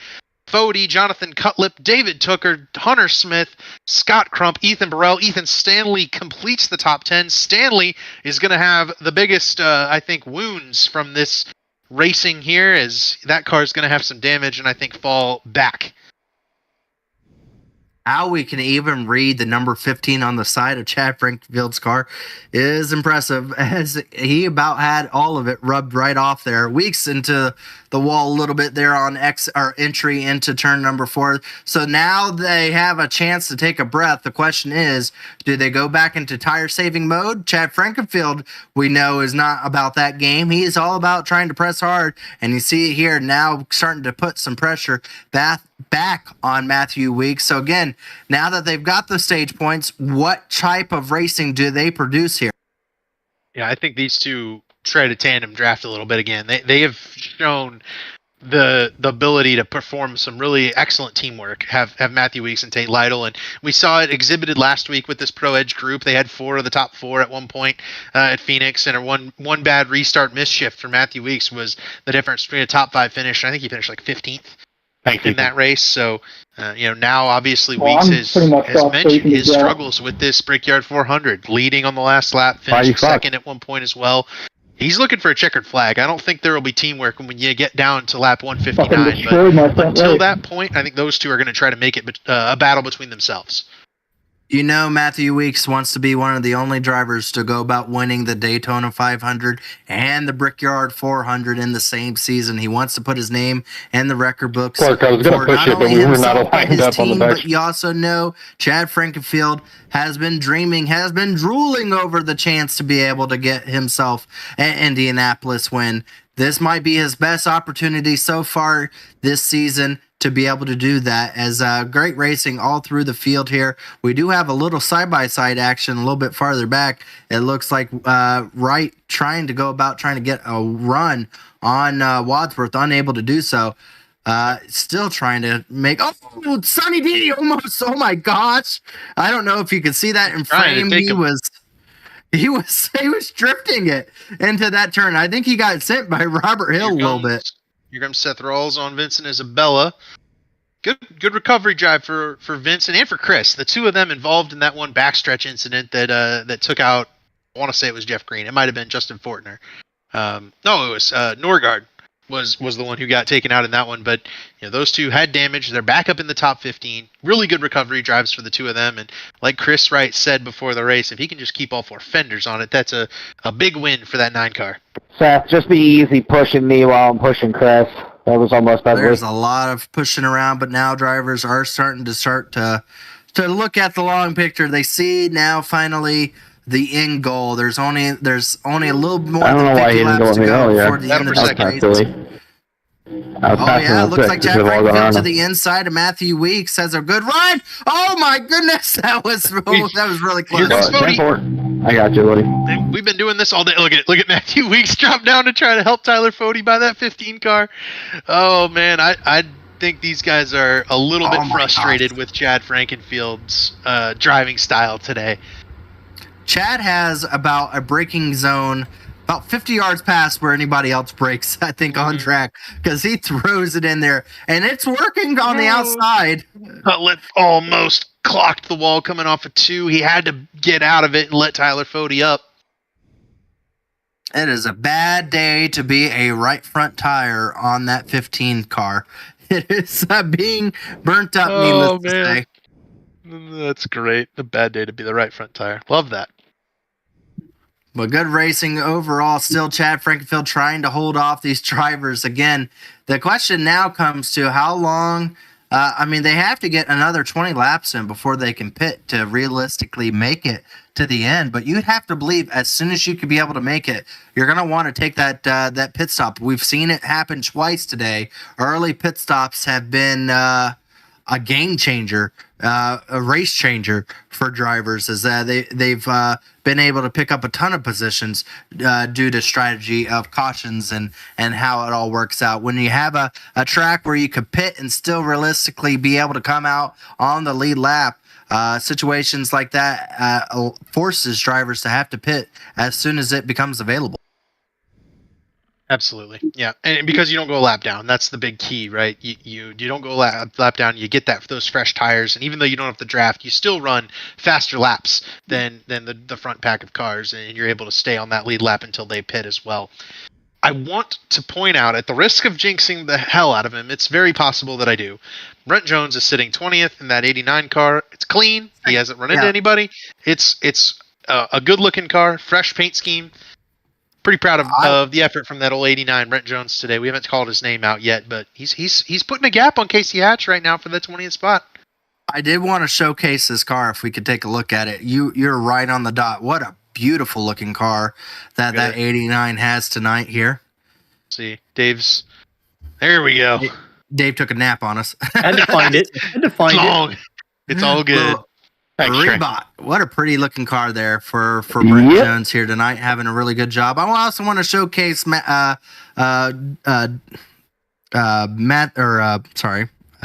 Goodman there in the number 44, also running a throwback paint scheme, I believe, here tonight in the 44 car. Very pretty looking car as well for him. Back there, then. The flag patterns on that car. Check and see. I know he said which throwback it was to. I'll leave that to you. It's like a steak and shake car. Kind of looks like the car we use for the gauntlet, to be honest with you. 1994 Brickyard 400 throwback for Danny Sullivan is this 44 car. Okay. Good on Goody. Never heard of that driver, but that's great. That's about right for Michael Sullivan. No, I have not. Spun in front of Mario Andretti and still won the 500. Spin to win. There were, 80 cars that showed up for the 1994 Brickyard 400? I'm sure a bunch of them didn't actually race in that one. I think this one might have been one of them. Well, it looks like Matthew Weeks is starting to gap a little bit on Chad Frankfield. I think it's starting to catch up to Chad, all those dive bombs into the turns, and he is starting to lose touch to these Toyotas. A driver like Tyler Fode sees that and has to know he has to try to get this pass made before too long, or those Toyota cars will have the run of the field up front here. And Tay Lytle sometime soon. Oh, and Tay Lytle and Matthew Weeks have done just a marvelous job of controlling this race, right? When Chad wasn't the number one guy up there, neither of them gave up the lead, other than when Ryan Schold picked up that lead via the pit stop. And the two of them have been pretty much in control of this. I want to work with you guys. I'm getting even alive. I got no friends. They've kind of let Chad wander out ahead and then run him back down. Well, before we get going into these green flag pit stops that may be coming here in the next 10 laps, let's go ahead and give it over to Dave Huckleberry here as he gives us our sponsor shout-outs here for tonight. All right, gentlemen. Our series sponsor, as always, is Belly Up Sports, the internet sports bar sports commentary via podcasts, forums, and articles on topics ranging to nearly every sport. It's not your usual sports site. Check them out on X or at bellyupsports.com. Our race sponsor tonight is Black Magic Designs. Black Magic Designs is a small team of custom iRacing car painters and photographers dedicated to a quality customer experience with paint starting as low as $15 per car. Find us on Facebook or Discord, Black Magic Designs, where the paint is worth 2/10. Premier sponsors, Blue Egg Marketing. Blue Egg is the marketing department for small businesses. Small business owners, Blue Egg is your biggest fan. Constraints catalyze creativity. We help businesses punch above their weight class. And finally, Worldwide Technology Raceway. Worldwide Technology Raceway is a motorsport racing facility in Madison, Illinois, just east of St. Louis, Missouri. It features a 1.25-mile oval track that hosts the NASCAR Cup Series, the NASCAR Craftsman Truck Series, and the NTT IndyCar Series. It has a 2-mile infield road course used by Trans Am, SCCA, and Porsche Club of America, a quarter-mile NHRA drag strip that hosts the Midwest Nationals event, and the Kartplex, a state-of-the-art karting facility. And those are our sponsors for this evening. We do appreciate our sponsors, our series sponsor, Belly Up. Without them, we wouldn't even have the Simply Racing podcast that I host on Thursday nights at 8 o'clock that reviews these races after the fact, and really appreciate all of our sponsors here. Real quick, Mark Murphy, do you got us? I want you to tell me who's your favorite paint scheme out there that you see right now? Oh, man. Goody's put together some good ones for today. Whether it be Chad and I felt like netcode. Whether it be Chad and the Jeff Brabham. I was. Jeff Brabham car, or Goody in the Danny Sullivan throwback. I was at that first Brickyard 400, so a couple of quick things about that. There were more than 90 cars that entered. H.B. Bailey was the first one that attempted to qualify. Dick Trickle was the fastest car to not make the field. Danny Sullivan did make it in what was called the corporate car of Indianapolis, and that's going to be my favorite so far. Is Goody in the Danny Sullivan car. That brought back a big smile to my face. I remember going to that race. So kudos to Goody. There you go. If it made the guys that make paint schemes happy, they did a good job. So good job on Goody to go about making a really nice paint scheme here tonight. We're happy to have some really good looking paint schemes out, and we do like having Black Magic Designs as a sponsor to also help with trying to get some of these cars out here looking very pretty for the broadcast here for us. And we appreciate everyone tuning in and leaving likes and subscribing to our channel here as the Elite Racing Network continues to grow in numbers and in views. Every season it seems to get bigger and bigger, and so does the purses. What's and so Chad does doing? The battling. And speaking of battling, here comes Tyler Fody, to be honest, so he's finally probably trying to shifting. see if he can make a charge on Chad Frankenfield for that third position. We have 3 different snarling packs right now. This first pack's been pretty tame. Those guys have kind of singled out behind Chad Frankenfield. They might be saving fuel to some extent. The battle for 13th has been raging. The battle for 20th, I'm shocked they haven't wrecked yet. I've seen Gavin Hibbs throw it completely sideways. Seth Rawls has made this dive bomb move on Chris Wright about 4 times now. It hasn't worked yet, but he's still throwing it in there. Sonny D almost took another one in this battle as well. So it's just been a bit of a crazy showing from this back group from 13th on back. I love your verbiage. It's you may end up getting us restricted into a different age category with snarling and different words like that into it, but I do like it. You are right on the dot, though. The battling is starting to really intensify here. You see there, Seth Rawls trying really hard to get around that number 9 car of Chris Wright. Chris Wright this season seems to be very aggressive on being able to try to block people and hold people back. And right now you can see the group of cars he has formed behind him trying to battle their way around him right now. Yep. And you've got Seth Rawls, Vincent Isabella, Jesse Racimus, Andrew Rucker, William White, and Brent Jones all in this front pack. And a number of these guys are having really good runs. Racimus sideways off corner exit. Vincent Isabella is going to get that spot. I think that's for 15th right now. We're getting closer and closer to green flag pit stops, I believe. We're probably about maybe 5 laps out before we start seeing drivers starting to come down, and you're seeing it now. They can be aggressive. They're trying to take the initiative here and try to make these passes if they can. But overall, it still seems like that high lane has the advantage on holding them back. As boy, these guys are definitely taking some Indianapolis home with them. With how many times they've trying. They're slowing down. Robert Hill just got really loose on corner exit. It's going to open it up for Justin Fortner for that 20th position. Yeah, we're all stepping on our dicks up here. In this group has been so intense that we did miss Chad Frankenfield finally getting bypassed by Tyler Fody and Jonathan Cutlip up front. I also want to note Robert Hill just got really loose on corner exit. Ethan Stanley has pitted. He is currently 35th, well off the back of the field now, but he does have fresh tires. And then I want to note that in so pitting, that has put Johnny Thomas into 10th here in the Brickyard 400. Good run for that 91 car.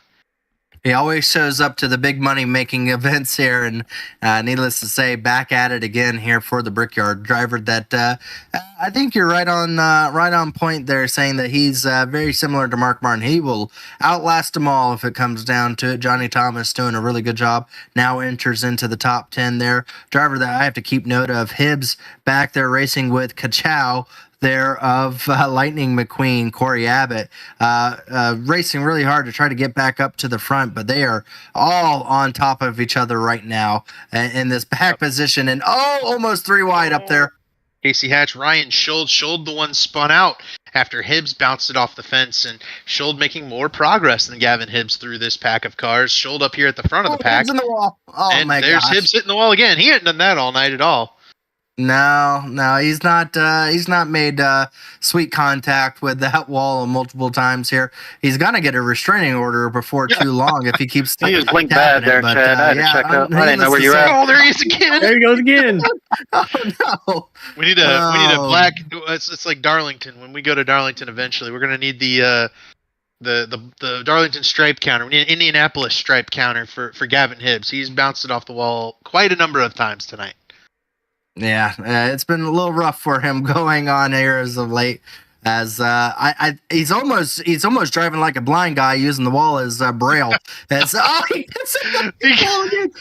you keep it on here enough, we might see this car finally come to its demise. Chad Frankenfield lost 5th to David Tooker. Scott Crump and Ethan Burrell have been having a pretty strong battle there up at 7th. Crump has kind of won that battle for now, but both of them bypassed Hunter Smith in that 54 car. Yeah, they're going to have to come out with a rule for Hibbs back there. I mean, he's wall riding at this Oh my point. God, Faulkner, please take it. So it's not Kevin. We're not at Knoxville.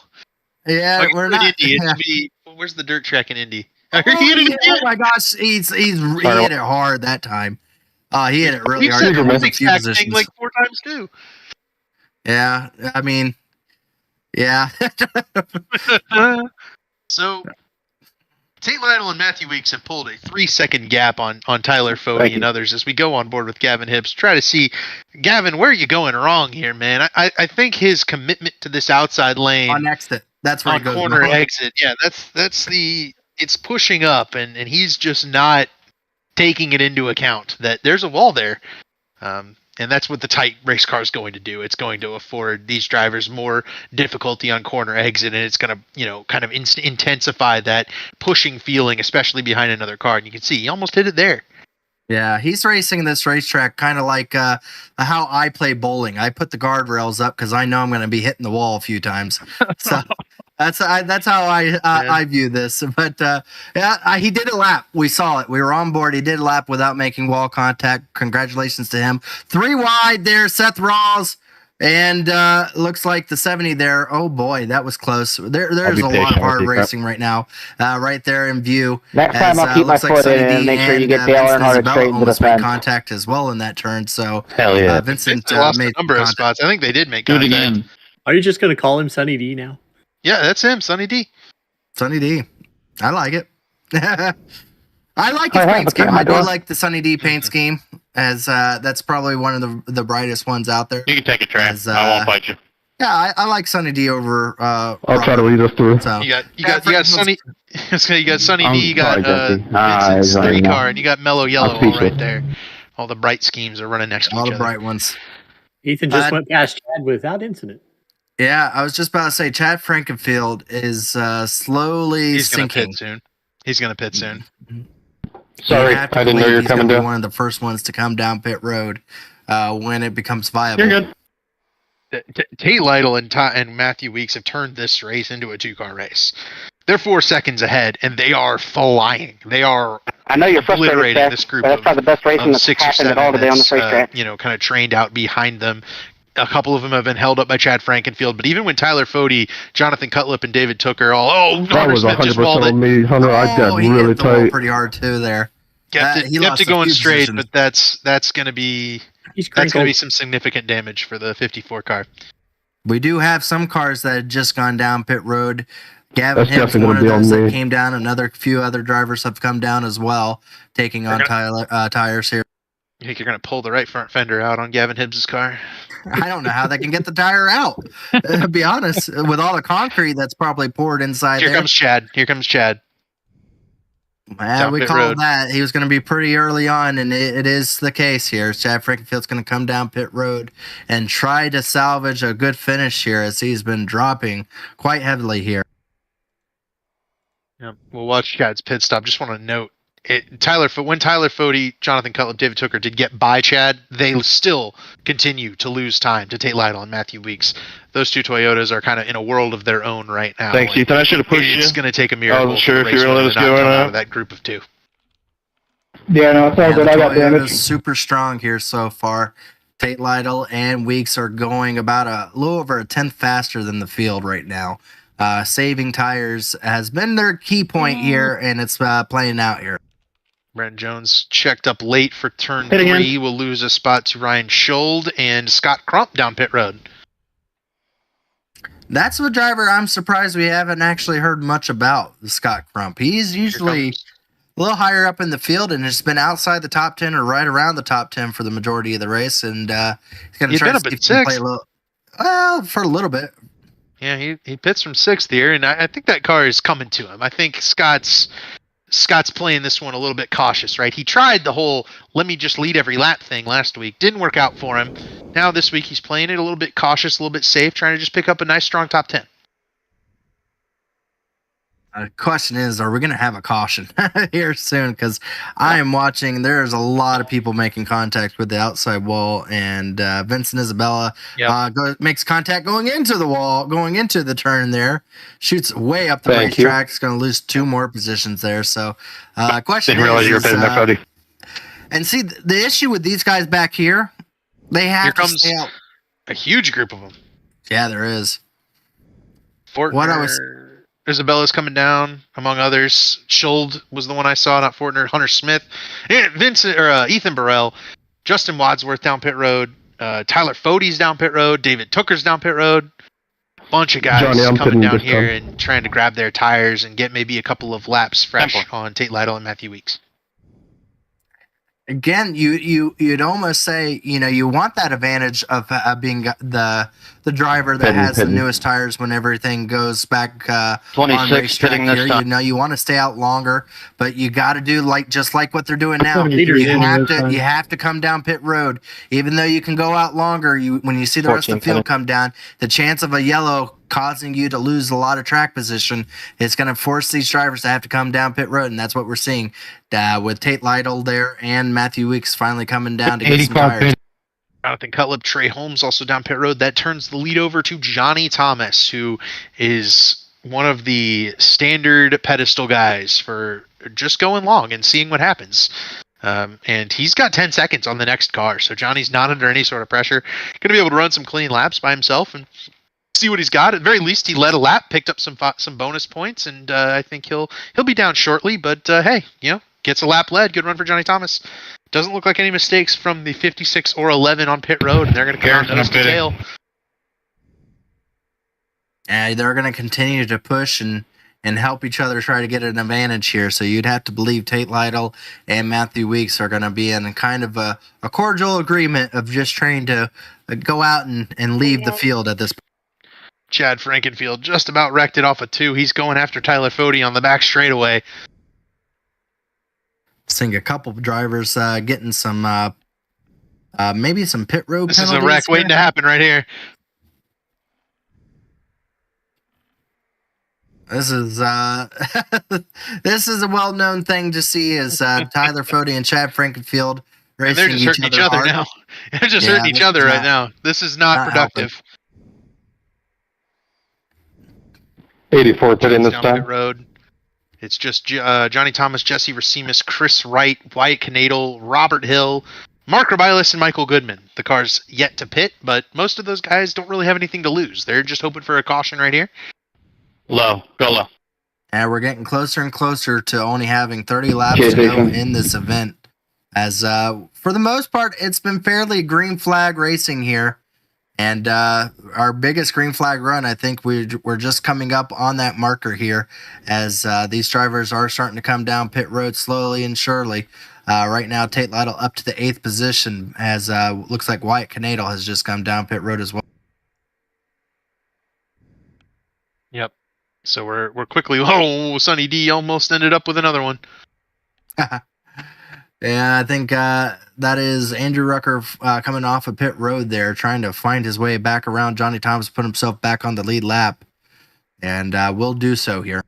Almost time for Johnny, I think. I think he's dropping a lot of time, but he had 10 seconds back to Chris Wright, so I think it's safe to stay out a couple of laps in terms of being able to finish about 10th for Johnny. But if he continues to drop track position here, I think he's going to give up that gap, and that puts him back in the muck, right, where those guys were racing really hard, and Johnny had cleared that. So I probably would have pit him a couple of laps ago, but 91 pitting hey, this time back. Or you can go to the bottom. You're all right. Yeah, the question I have, I mean, what do you gain as Johnny Thomas of staying out this long? I mean, you're not going to gain these. You see how hard it is to pass.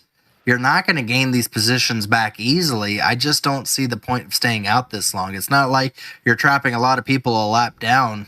Right. I mean, there's already over 30 cars on the lead lap. Yeah, there's just no advantage at this racetrack to staying out that long. Yeah, and Johnny's one of those guys who will just try something different to be different. He's got some partners in this regard, right? He's got Jesse Racimus, Chris Wright, and Robert Hill following suit, but ultimately I think it's a fruitless effort for this group. They're going to need something drastic, I think. Well, we are getting closer here. We are now down to only about 30 laps to go in this field. Still some drivers staying out on track, still needing to pit. Our top 3 drivers, in fact. Chris Wright, a surprise up there that's staying out so long. Driver well known to not having super long run pace, but also Robert Hill staying out on track. But very quickly here, we'll be back to having Tate Lytle back out in front of this field, who has over about a half a second on his teammate right now. Yeah, and Tyler Fode, Chad Frankenfield would be the next duo. Then it's Scott Crump and Ethan Burrell. And then after that, it's David Tooker, Jonathan Cutlip, and Trey Holmes. So that's just kind of the way the pit stops have cycled out. That'll be your top 9, I guess. And then Hunter Smith would be 10th once these guys finally pit, which here they come right now. Jesse Racimus, Chris Wright giving up the top 2 spots, and Robert Hill follows them down pit road. So that will turn the lead back over to Tate Lytle. So here we go with 29 laps to go. Tate Lytle back out in front. I would have to say at this point, Tate Lytle has probably led the most laps of this event so far, as he's just been very consistent. Like I said, he's not really had too much drama on track to say much. It's either him or Chad. They've both been out in front for quite a lot of this one. I think probably 40 laps each. Tate might have him, but it's pretty close. I think if we continue going green here, I think Tate's going to end up with it, guaranteed at this point. Weeks has pulled up on him. He has. He's gotten it down to within 0.3 of a second, slowly starting to gain back on his teammate there. Again, Matthew Weeks, well known to say that he wants this to be his night at Indianapolis. Mm-hmm. And Weeks, no draft either. I think he's very determined to not finish second here, right? I think this is a bring back the trophy or the steering wheel type race for Matthew Weeks, and it's about go time. We're down below 30 laps to go. You're on your last set of tires. What you got is what you got, and they've got a 4-second lead, so he can start pressing the advantage on Tate Lytle and seeing if he can't maybe make a move on his teammate here, grab the lead and block from there. Well, while the racing is going on, let's take a look at the bracket once again here. If you want me to try to lead it, I don't know. And see where these drivers that are racing I didn't mean to go away. Too dialed in. Give me off. Let's decide that. Well, thank you for marking it down. Who's out? So you're good. If I make a run, I may go for it, though. Has guaranteed his spot. Vincent Isabella over Nick Delicado, Jesse Racimus over Jeff Green, and Wyatt Canadal over R.C. Anderson. I would say right now Tyler Fode has a pretty comfortable lead over Joshua Clark. Scott Crump and Ryan Schold there is still a really good battle that will probably come down to the end between those two drivers. To determine. Right now, it is Scott Crump over. There's blocking going on between two of our guys here, Chad and Fode. Fode blocked Chad to the infield right there. Oh, that's not uncommon to see. That's Chad Frankenfield throws it in once again. This is Josh Clark's best friend. This is Josh Clark's best friend right here. Is this 15 car? He's rooting for that 15 to just make a little bit more move up. Sorry, Chris. I didn't realize how close we were to the turn. The big question with regards to the bracket is, do we get that late race caution? I think we've got a lot of these set in stone. Yeah. If the late race caution does not come, it would be Fode, Crump, Crump, Tooker, and Lytle all clear, but that late race caution could provide to be catastrophic for those already trying to use the Sharpie on their brackets for any other than the four that we already mentioned as crossed off. I gotta say, with the drivers that are going to be moving on, the next bracket challenge is going to have some really, really, really tough competition between each other. I think we got some really good drivers that are going to be going up against each other for the next round, and I think that really puts it on to the who's who for the next round, as far as some top drivers for sure. For my own use and maybe for everyone else watching, what's the prize for the top of the bracket? I think you win money. Yeah, I think $100. Yeah, it might be $100 cash prize, which that's a pretty significant amount. That's your iRacing subscription for a year. So yeah, that pays for buying the whole service right there. And I think there's enough craziness in this league and in this race car that no bulk. Wyatt Knadel, not out of it, right? I mean, we talked about how some underdogs have come through and some favorites have fallen out, and Wyatt Knadel is one of those guys. He hasn't really won a whole lot, but you don't have to win this bracket challenge. You just have to beat the guy you're racing against. Absolutely, yeah. So that's going to be an interesting thing to keep an eye on here. Thank you, as the lead is now between the first and second driver, they have now gotten out to a 5-second lead over Cody there. So needless to say, without something catastrophic happening to those Pro Edge drivers, it might be another 1-2 finish for Pro Edge here at the end of the. Yeah, they're certainly well on their way to doing that, and David Tooker's not that far behind Tyler Fode for that third spot as well. So that would be 2 consecutive full podiums for that group. I think Fode, Frankenfield, Crump, and Burrell certainly working hard trying to make sure that doesn't happen again. But they have not taking it inside here, William, at all. That group of 4, especially Fode and Frankenfield, they have been fighting each other, battling side by side, and in doing so have lost more and more time. Your name's Gavin. Contact this time going expecting a fight, to be honest. And he shot up way up the racetrack there for Gavin there. I don't think his car is going to pass post race. Asking for a prayer right now. It's the skinniest car on the track. I think it's gonna. I'll say one for you. It's definitely. It's going to be the heaviest car because it's going to have so much concrete shoved up in it. Worth noting, Justin Wadsworth got by Hunter Smith, who we saw make significant contact with the outside wall for 10th. And not far behind those guys has much fresher tires, Johnny Thomas. Seth Rawls is trying to give a caution with 24 laps to go. He saves it, though. Good save by Seth. Yeah, he went up into the 33 there. That almost ended badly. As you see now, Fortner trying to get around Vincent Isabella here. How about a Leighton Norgard right there, that 33 car, while we keep an eye on our battle between Fortner and Isabella, and I think Fortner just takes that spot. Leighton Norgard crashed hard early in this race. Yeah, he's up to 16th.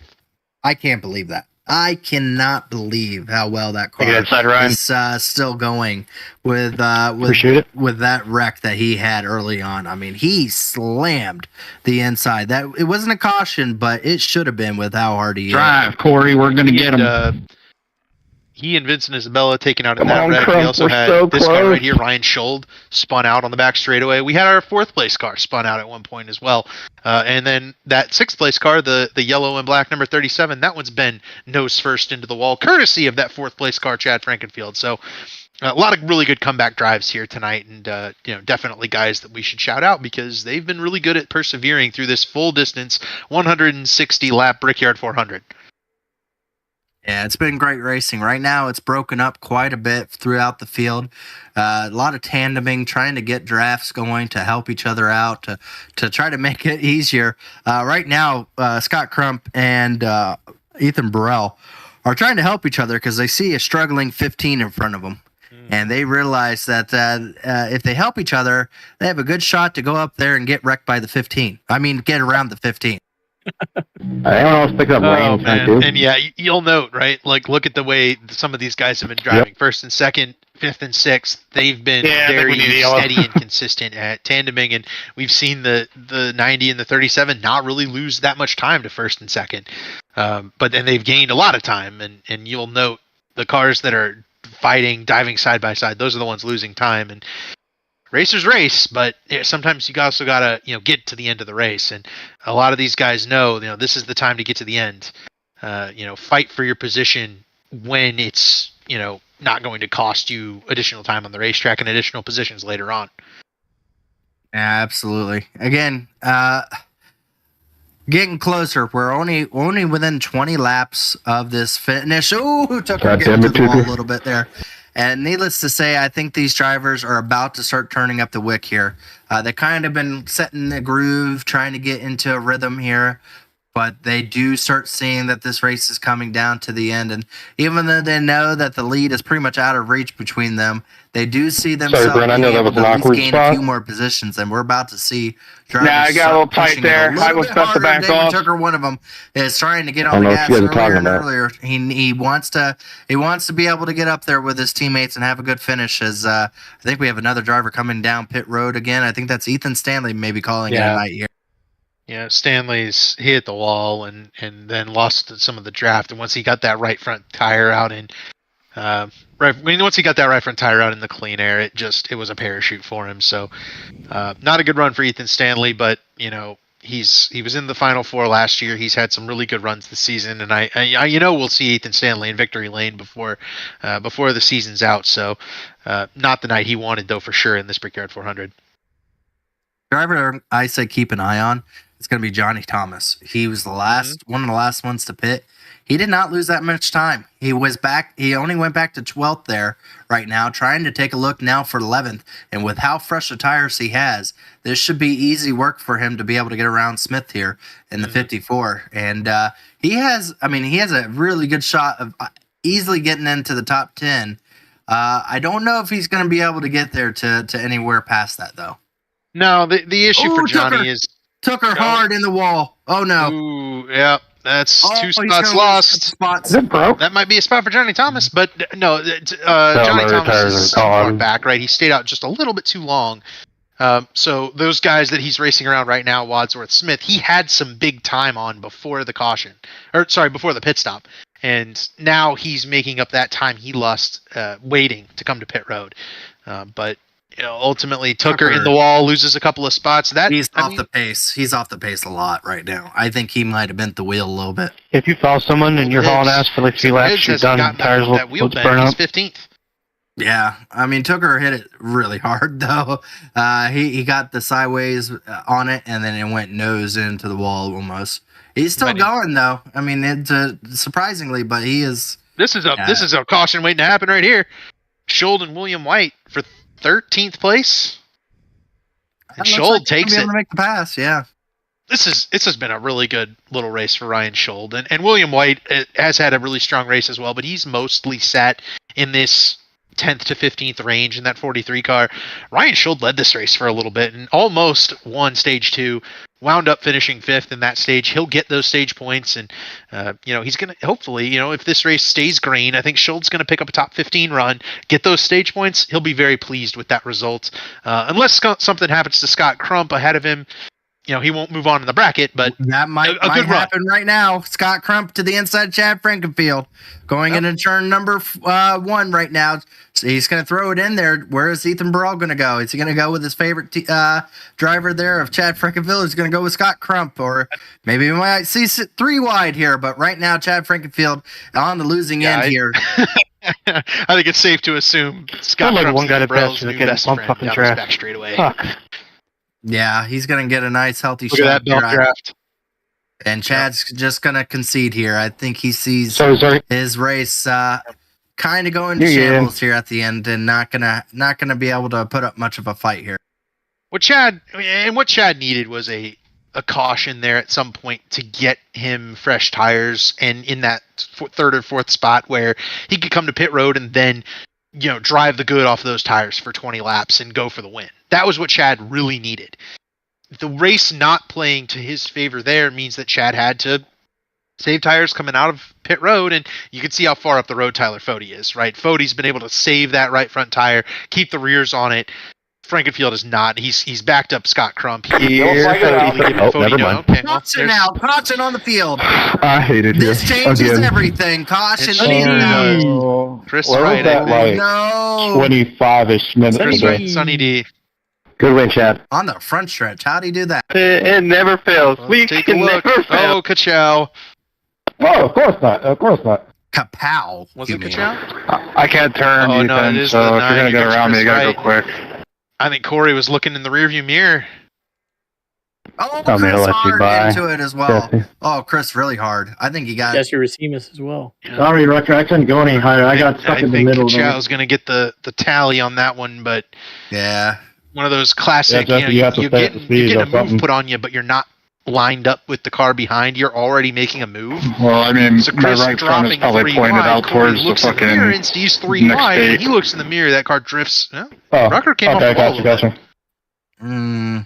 I don't think Corey you did moved. anything wrong there, Corey. I was putting that on Just- Corey initially, but Corey not didn't good. move that 73 at all. he didn't move, but also there's still a car in front of you.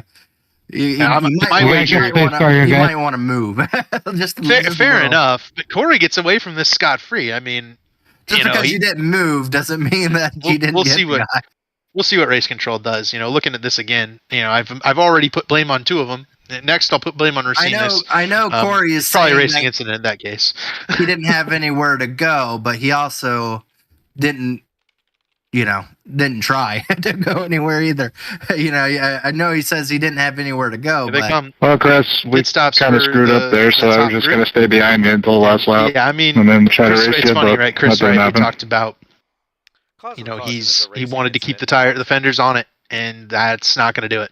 Yeah, I think we would have been all right. I think we'd have gotten back to That around is not- 15th. But going back to what's happening we were really at the front cruising. of the It was field fun. here, that was not Just a shame that at all people can't run, what Pro I guess, Edge what, wanted. 2, That was 3 wide on the running straightaway? 2. Because not at all. I'm gonna guess someone's gonna take 2. Yeah, I think that now's the time to throw it in. I did ask Vincent Isabella before the race whether or not he would think about taking 2 tires. He said no. Maybe not. No, I guess So, nobody.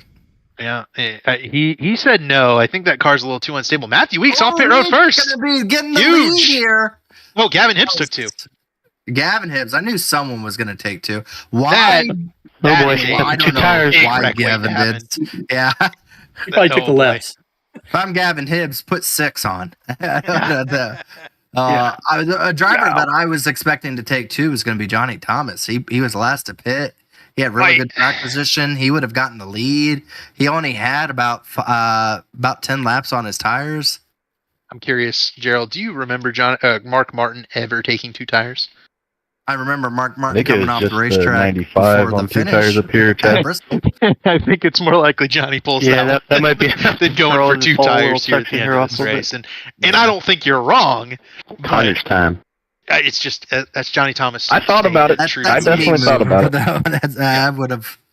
What do you mean, Ethan? I didn't take 2. It. And we've seen, 14 Also, I'm not laps trying is to throw enough shade at be anybody when I fully talk about the bump aggressive on drafting. racetrack It's just without, annoying to me that having to worry that's about what you have to do in this So I don't in this know if car 2 here tires to would have, pass anybody. It's really frustrating. been able to accomplish that, but it's a good try to Oh, to for see sure. because 14 laps is Normally just, I'd pick mean, the when we guy on got the Rainbow, we'd outside. probably have green to 12 laps. That time I That's- didn't, but I mean, just enough time to where you're not tired. Well, I understand why you want help me. I'm just saying in general, it's really frustrating that you can't He's really. a little bit better than that. Had some issues. It just it shouldn't be a thing on a track like this, but it is right now in this car. And, I think John. And I don't think they have any. He kind of. I don't think they want to fix it because it makes the racing better in their eyes. I guess. Yeah, but there's no Yeah, bigger it's like picture. Well, maybe outside there will dominant, be, can't make a but pass the on the big bottom. picture There's also those. is your face on Unless Indianapolis. you got way winning better the shoot tires or you're here, just but way faster, otherwise needless you're to say, screwed. it is what it is. We're gonna have up front Mark, here, I need Matthew you, Al. Weeks having a very Jiminy, Al. wonderful pit stop at a very opportune time. It's for what the fans himself. want, Chad. He's going to be able to start up front here and be able to. Yeah, it's what the Coke Series lead wants. this thing, That's what they do in this car. coming They to the take it final off what the stages Coke in Series front is of his doing. teammate. Yeah. And those two drivers You have know, been very whatever they want the racing to be in close. Coke to be what we're going to get This could here. have been a pass for the lead here. I'll promise you that it's going to look much different because they're going to be on the free side. You look at the cars behind. 2 Lake Norman cars running 3rd and 4th now. Scott Crump has risen. Yeah, but the it's field still to going to come 4th. down to just drafting, which isn't a thing on these What I'm going tracks. to point out here is that Gavin Hibbs on 2 tires runs 5th. Chad Frankenfield, that's pretty much the anywhere, most aggressive you know? car in the field thus far this race, is 8th. He'll be on the outside of the Time car to with 2 die. tires. Leader's gonna go Ethan early. Burrell is the car Frankenfield put in the wall a few laps ago. He's right in front of Chad in 6th.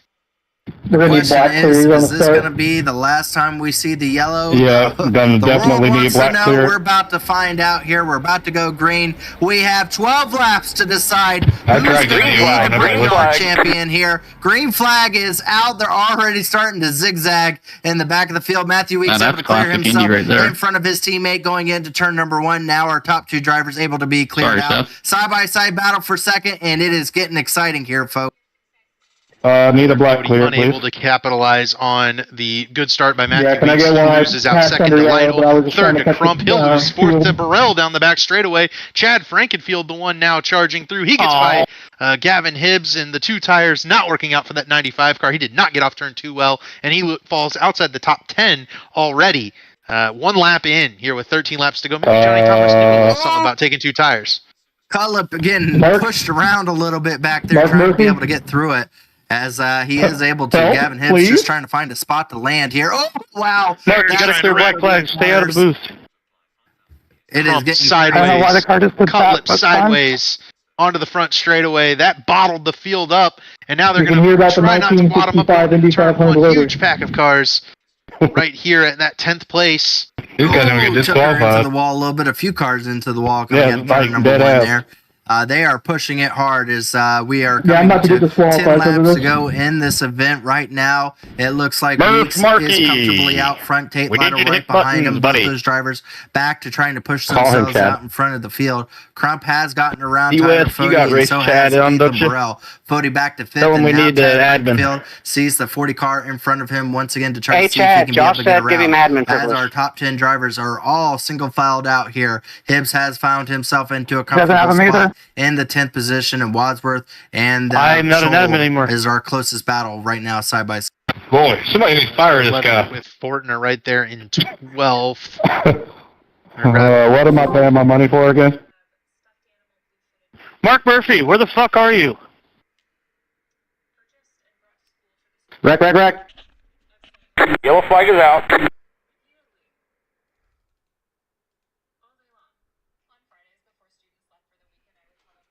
Where the fuck is Mark at? He's not in the booth. Rig. Sorry, my headset went dead. Okay, did you ever make a ruling on the last yellow? I didn't know anything was wrong on the last yellow. My headset went dead, apparently, without me knowing it. The sound from the cars comes through computer speakers. Only the audio comes through my headset. It's like, wow, these guys are really quiet. All right, we'll just check this yellow and then one before that. Oh, the one before was a racing incident. That was no action.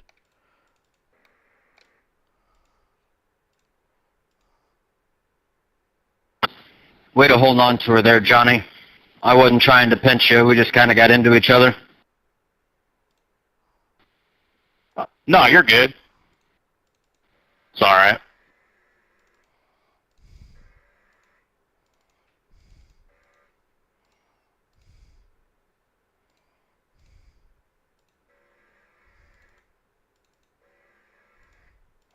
Yeah, it looks a lot like netcode.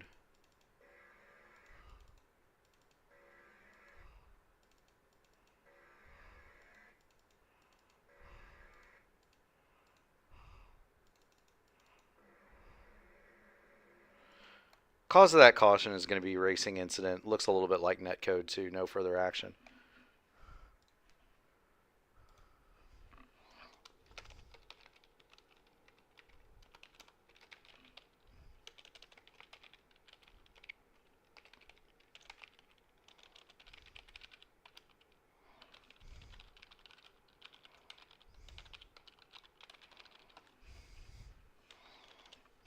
Rocket dog is going to come high.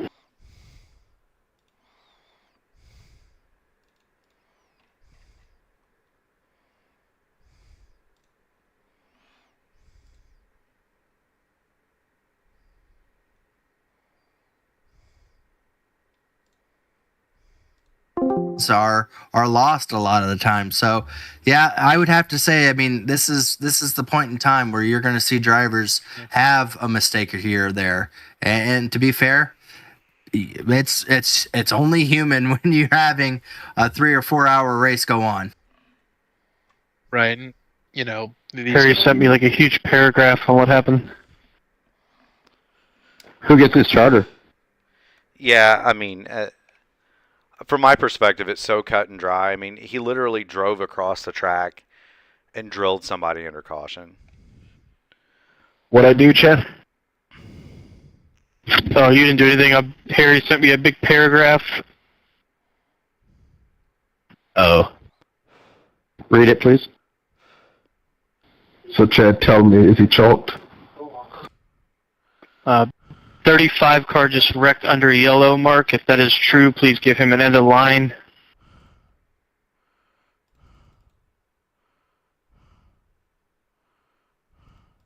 .35 car, I'm being told. Narked.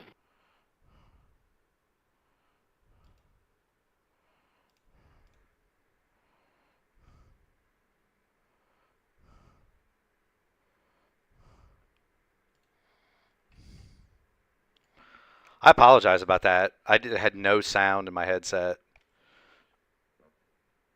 No, you're good. You got me back just in time. Hilgen and Stanley are about to get DQ'd.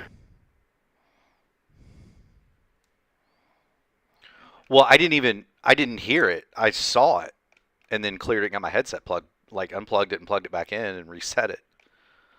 I don't know what the heck this thing's doing sometimes. Saying about you. It's like the headset do you have? It's one of those cordless Logitech deals. I think like it ran out of battery or something because I plugged it in. It's fine. I gotcha. Wait, I'm keyed up. Please don't kick me, please. No, I won't do that. I apologize profusely for that. That was my mistake. I went to unmute you and just, I don't know, fat-fingered it. That's my mistake. It's my fault. All good, Mark. Just buy a 30 rack of High Life for everybody at 8500. We'll call it a day. That's a lot of High Life. I only drink Tito's. I'm going to get to meet the Mark Murphy this year. I don't think I'm getting to the 36, so he's probably going to need a black cleared. Oh, you're not going to make...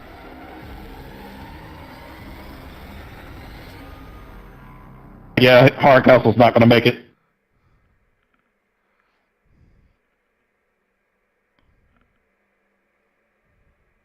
Green, green, green. I'm going to need a black clear as well.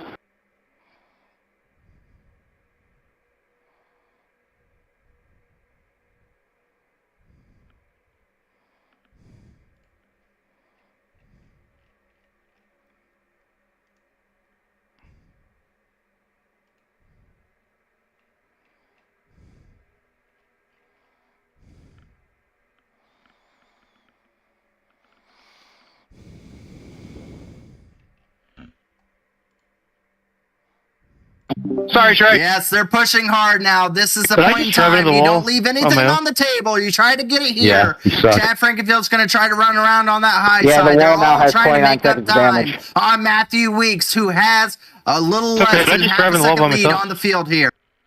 Yep. Weeks trying to break that draft. Sorry about that, Gavin. Burrell and Fody now clear through into that third through fifth group, but all of them are fighting for that last podium spot. These two Pro Edge Toyotas have just been just significantly faster than everybody else tonight. And it's kind of showing right now on this late race restart. Can Tate Lytle run down teammate Matthew Weeks as took her into the wall off of turn 2. The snake continues and everyone makes it out straight. They've been racing against each other all night. Tate Lytle and Matthew Weeks. They've been within inches of each other. They've helped each other get out to sizable leads. Now we find out if they've been holding back on each other, maybe hiding away a little bit of speed, a little bit of knowledge. They're going to find out who's the fastest between the two of them. Right now, Matthew Weeks is desperately trying to keep his teammate off the draft and try to keep him behind him, but that's not working. Here comes Tate Lytle, now down to 0.3 of a second. We're going to have a battle before it's all said and done. As here they come to 4 laps to go. That's fucking weird. Hey, Lytle's doing everything right here. He's got the draft. He's separated himself and Matthew from the rest of the field. Can the two of them hold off the rest of everybody else? Gavin Hibbs got the wall again, going onto the back straightaway, but everybody's keeping it single file, keeping it straight. Scott Crump's got to push a little bit harder. I just don't know that 90 car has there enough. Any contact. Can he be able to hold it? Can he be able to stay off the wall? That's the question. Matthew Weeks has 3 laps to be able to find out here. Tate Lytle is there. Tate Lytle has come. The wall believes it has terminal damage. Trying to take this lead. He is now within inches from his teammate. The question is, what will he do to be able to get a Brickyard win? What will he be able to have to be able to press on his teammate? Here they come out of turn number 1. It's inches from the wall for both of these. Gloves are up, I think. Team orders out the window for these 2 Pro Edge guys. Yellow. Never mind. Caution's out. Hard contact. The 80 there. Justin Vandermeer gets hit, I think, by Chris Wright. Hard. I think his race is over. As Norgard. He will not be able to keep up. Vandermarl, Wright. This is going to be Norgard. Well, maybe it might be Vandermarl coming off the wall, but the 2 of them make the contact, and it sends the 80 car down to the apron and then back up onto the racetrack. And I think we saw a wreck like this in I'm hungry. the Indianapolis 500 earlier. Was it last year? Might have been 2 years ago. Dinner flying over the stands. It looked a lot like that. So, who didn't take fuel on the Luckily, stop? the tires are a little bit more secured on these vehicles. This fucking idiot right here. Needless to say, I think both of them are going to be out of the race here. As man, that was some hard contact by both of those. Chris Wright got quite a bit of damage from it as well. Yeah, Chris not going to be, I think, overly pleased with the wrecks he's been caught up in, and neither of those were any sort of his fault. I think Chris mentioned before he just wants to be better at qualifying, and look at this. I mean, this is in no way his fault. He got really lucky there. Yeah. Oh boy, that would have been bad for Goodman there. It would have been. You know who this caution was. Mr. Meyer, you cannot use the warm-up lane save fuel. This was a race-losing caution for Tate Lytle. I think Matthew Weeks, if he gets a start like he did, it's going to be game over. Wow. Yeah, that too. Goody. Goody's going to have to look at this one back and check how close that was, because, my goodness, that he was very nearly clobbered. He's lucky he didn't make a longer paint scheme, or that would have been game over for him. Oh man! When that become a rule? Well, if you go to the what's the race sponsor for? We've always done that. You can't use the apron or shortcut to save fuel. Yeah, Black Magic Designs are our race sponsor here. Yeah, they make their paint scheme shorter, so you don't get clipped. They're 0.2 faster. Exactly. So yeah, get a paint scheme for them, and then just it depends on the track. So like Daytona and Mile Asphalt, you can. Making it shorter. Like here, you can't because it's a drastic cut.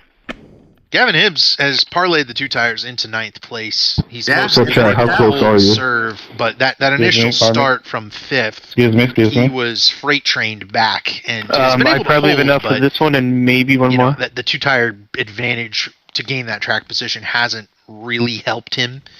To where I don't know if anybody else having done that would have changed their fortune. Maybe is it Garrison Hogan finally?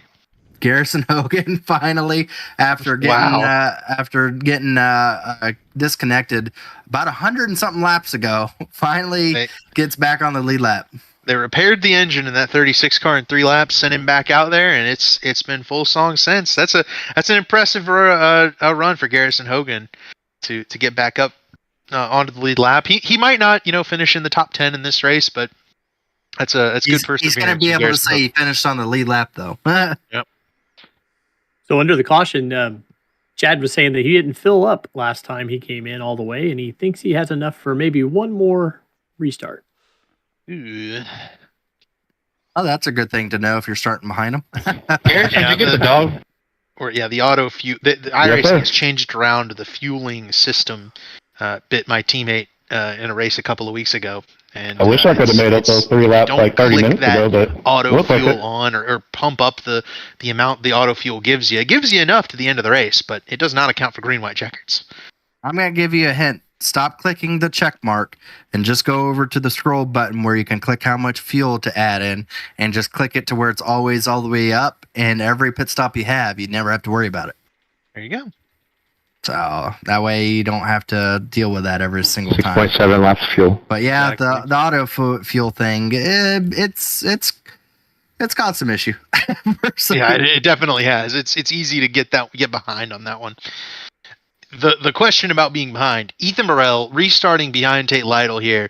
Can Ethan keep it on Tate Lytle's back bumper to where Scott Crump can't get back up? It felt like Crump was holding this second group up a little bit, and I know that Scott is definitely going as hard as he can there and trying to, come home with that third place, but I'm just kind of half wondering if any of these guys behind can make a run at these two Pro Edge cars. It's going to come down to the restart. If Tate Lytle has the restart he had, and Tate Lytle is unable to get within a couple tenths of him, we all good now. Right away. Yeah. I mean, it's going to be difficult for any of those drivers to be able to get a run. I think our eyes are going to be glued onto Chad Frankfield now, going to be to the outside of Tyler Fode, and we've seen how far he throws it in. Ethan Burrell has to wonder how far it's Chad Frankfield going to throw it into the turns here. We've seen him go about 5 car lengths farther than just about anybody, it seems like. Yeah, but there's no restart zone. Chad's be ready, also guys. not gonna. If the caution comes out, it's probably got to be Chad because he won't make it to the finish line if it isn't. Well, folks, we are coming to our first chance at a green-white checkered here. Will it be the last? That's what we're about to find out. We're getting to the restart line here once again. Green flag, green. Out, and Tate Lytle Matthew Weeks able to get out to a lead once again pretty decently. We're going to see Tate Lytle. All right, never mind, Mark. Up to him. He is. Tate's there. Burrell into the wall. Burrell slams the wall. He's okay. 37 cars all right. He's going for that podium spot. Battles for third. Tate Lytle is not close enough to Matthew Weeks down this back straightaway to make any moves. Was not able to hold up to the back of him, but we're not done yet. We still have to make it back around to the white flag here as these drivers are all lined up to that outside lane, trying to be able to have that momentum up there as it looks like Ethan Burrell is going to be able to get around Scott Crump. Scott Crump versus Chad way up the racetrack. 3 wide behind him. This is a wreck to wait to happen. Will it have more of the line? 3 wide on the front straightaway. Weeks coming to the white flag. This is exactly what Weeks needs. They get to the white flag. It's going to be a race back to the checkered. They're going to wreck them here in turn 1. No way they don't. They're 3 wide for 4th. They're 4 wide for 4th. Off the wall goes Tooker. They're still 3 wide. This is not good. Imagine if this was for the win. This is still for a top 5. They are. I can't believe they made it through. Fuck. Chad Frankenfield has pushing Fode on the bottom. Language warning, 15. Tooker to the bottom. Cullip in the wall. Oh boy! Rim riding goes Trey Holmes. Yeah, 1, 2, 3 is already there. They're already wrecking in the back, but up front here, it's going to be Matthew Weeks. Wins it at Daytona, comes home and wins it here at the Indianapolis Brickyard. Good job not wrecking there, boys. Fode just blocked Fortner into the inside wall for 7. Crump and Fode, that was fucking awesome. What a finish. Matthew Weeks, Tate Lytle, Holy Ethan shit, Burrell that on was the podium. Fun. David Tooker finds a way to come home 4th after absolutely slamming the wall. Damn, good win, About Weeks. 15 laps to go. Chad Frankenfield does finish 5th after leading laps. How much field did you finish with? Lake Norman teammates Scott Crump and Tyler Fode finished 6th and 7th. Gavin Hitzmar 2 tires into 8th. Jonathan Cutlip hit the ball with 2 laps to go. He finishes 9th. Justin Fortner finishes it in the top 10. Good runs for Wadsworth, Schold, Isabella, and Rawls, and Johnny Thomas completes that top 15. All right, Chad, now that the race is over, you're a dickhead, but we're still friends. Man, what a race there for 4th. That one was exhilarating. That's why going into 4, I was like, I'm just not going to play too much here. Get it done at Daytona, now here. Did you get hit on the front straightaway? No lie, I thought we were fucking dead there. I thought you were all dead there. Ryan Schuld, you still here?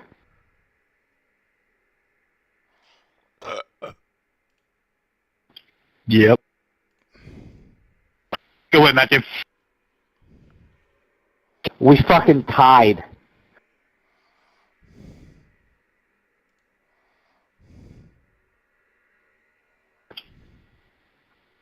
Damn, I don't think I've ever done that in 12 years of playing this damn game.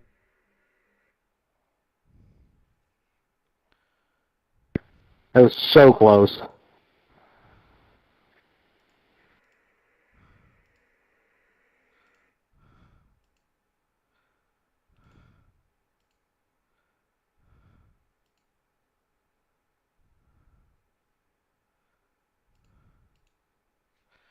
The start-finish line is the white stripe, not the correct?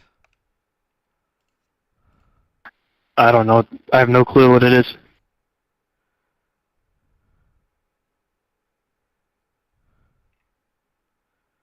It's incredible. I mean, it's a dead heat between Schold and Vincent.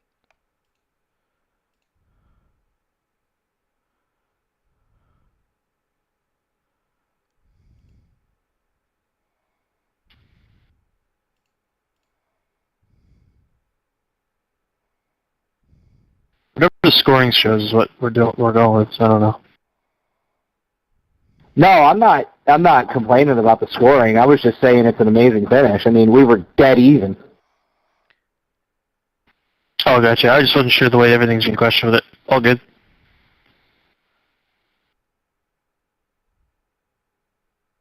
Trying to figure out how to take a picture of it.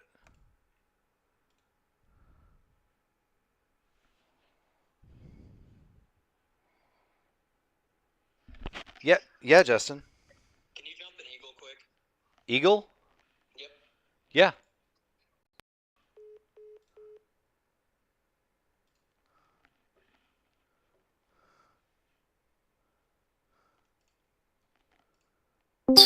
Hey, what's up? Yeah. Hey, what's up, guys? Yeah, you definitely lost one in 5. Can you please look at the 40 car deliberately crashing me on the front straightaway, causing me to lose two, maybe 3 spots? Final lap. I would be more. Definitely lost one. Lost one what? Yeah, I knew why you were mad, but every time you complained, I wanted to drive just a little bit harder.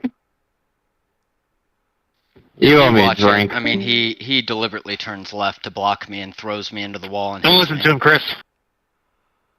I'm not one to... I had 1.7 to finish. If we would have gotten a yellow on that first lap, I probably could have done one more green light checker, and that's it. 10th. Right, if that happened to him, you'd be getting called up. If we would have stayed green there, I might have been able to get back to you, Seth. You might have been able to return the favor, because Jesse and I were working together, and we were absolutely flying back through them. Oh, after that green flag pit stops? Yeah. Yeah, I was trying to get out of your draft, so I pitted early. But I got jumped by William pretty good, which surprised me a lot. It's alright, good race. It was fun. Just frustrating in the moment, but I still love you.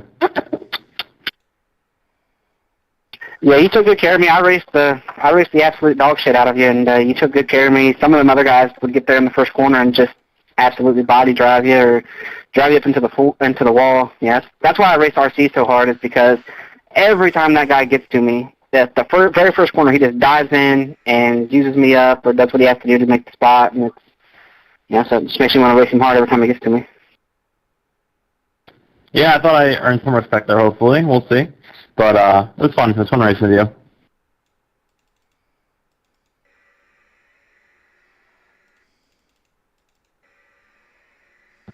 Yeah, I was telling Chris that you were getting impatient with the words, but your patience with the race car was very good there. Because I would have probably moved Chris like 10 laps sooner. If it was like a short track, maybe. But this thing, if I touched him, he was going to be dead. I don't want to kill him. You should have killed him. We go way back.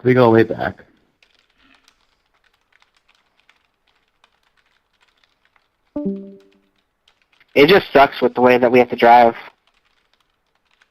I'm cool with whatever you call Mark. Well, yeah, like I just you thought were that trying to was make a little pass, and then I thought I was getting you when you were shifted. I was trying to give him the benefit of the doubt. I thought I was going to time it right, but you didn't drop my quarter pound anywhere. So it was so easy. I was like, yeah, I mean,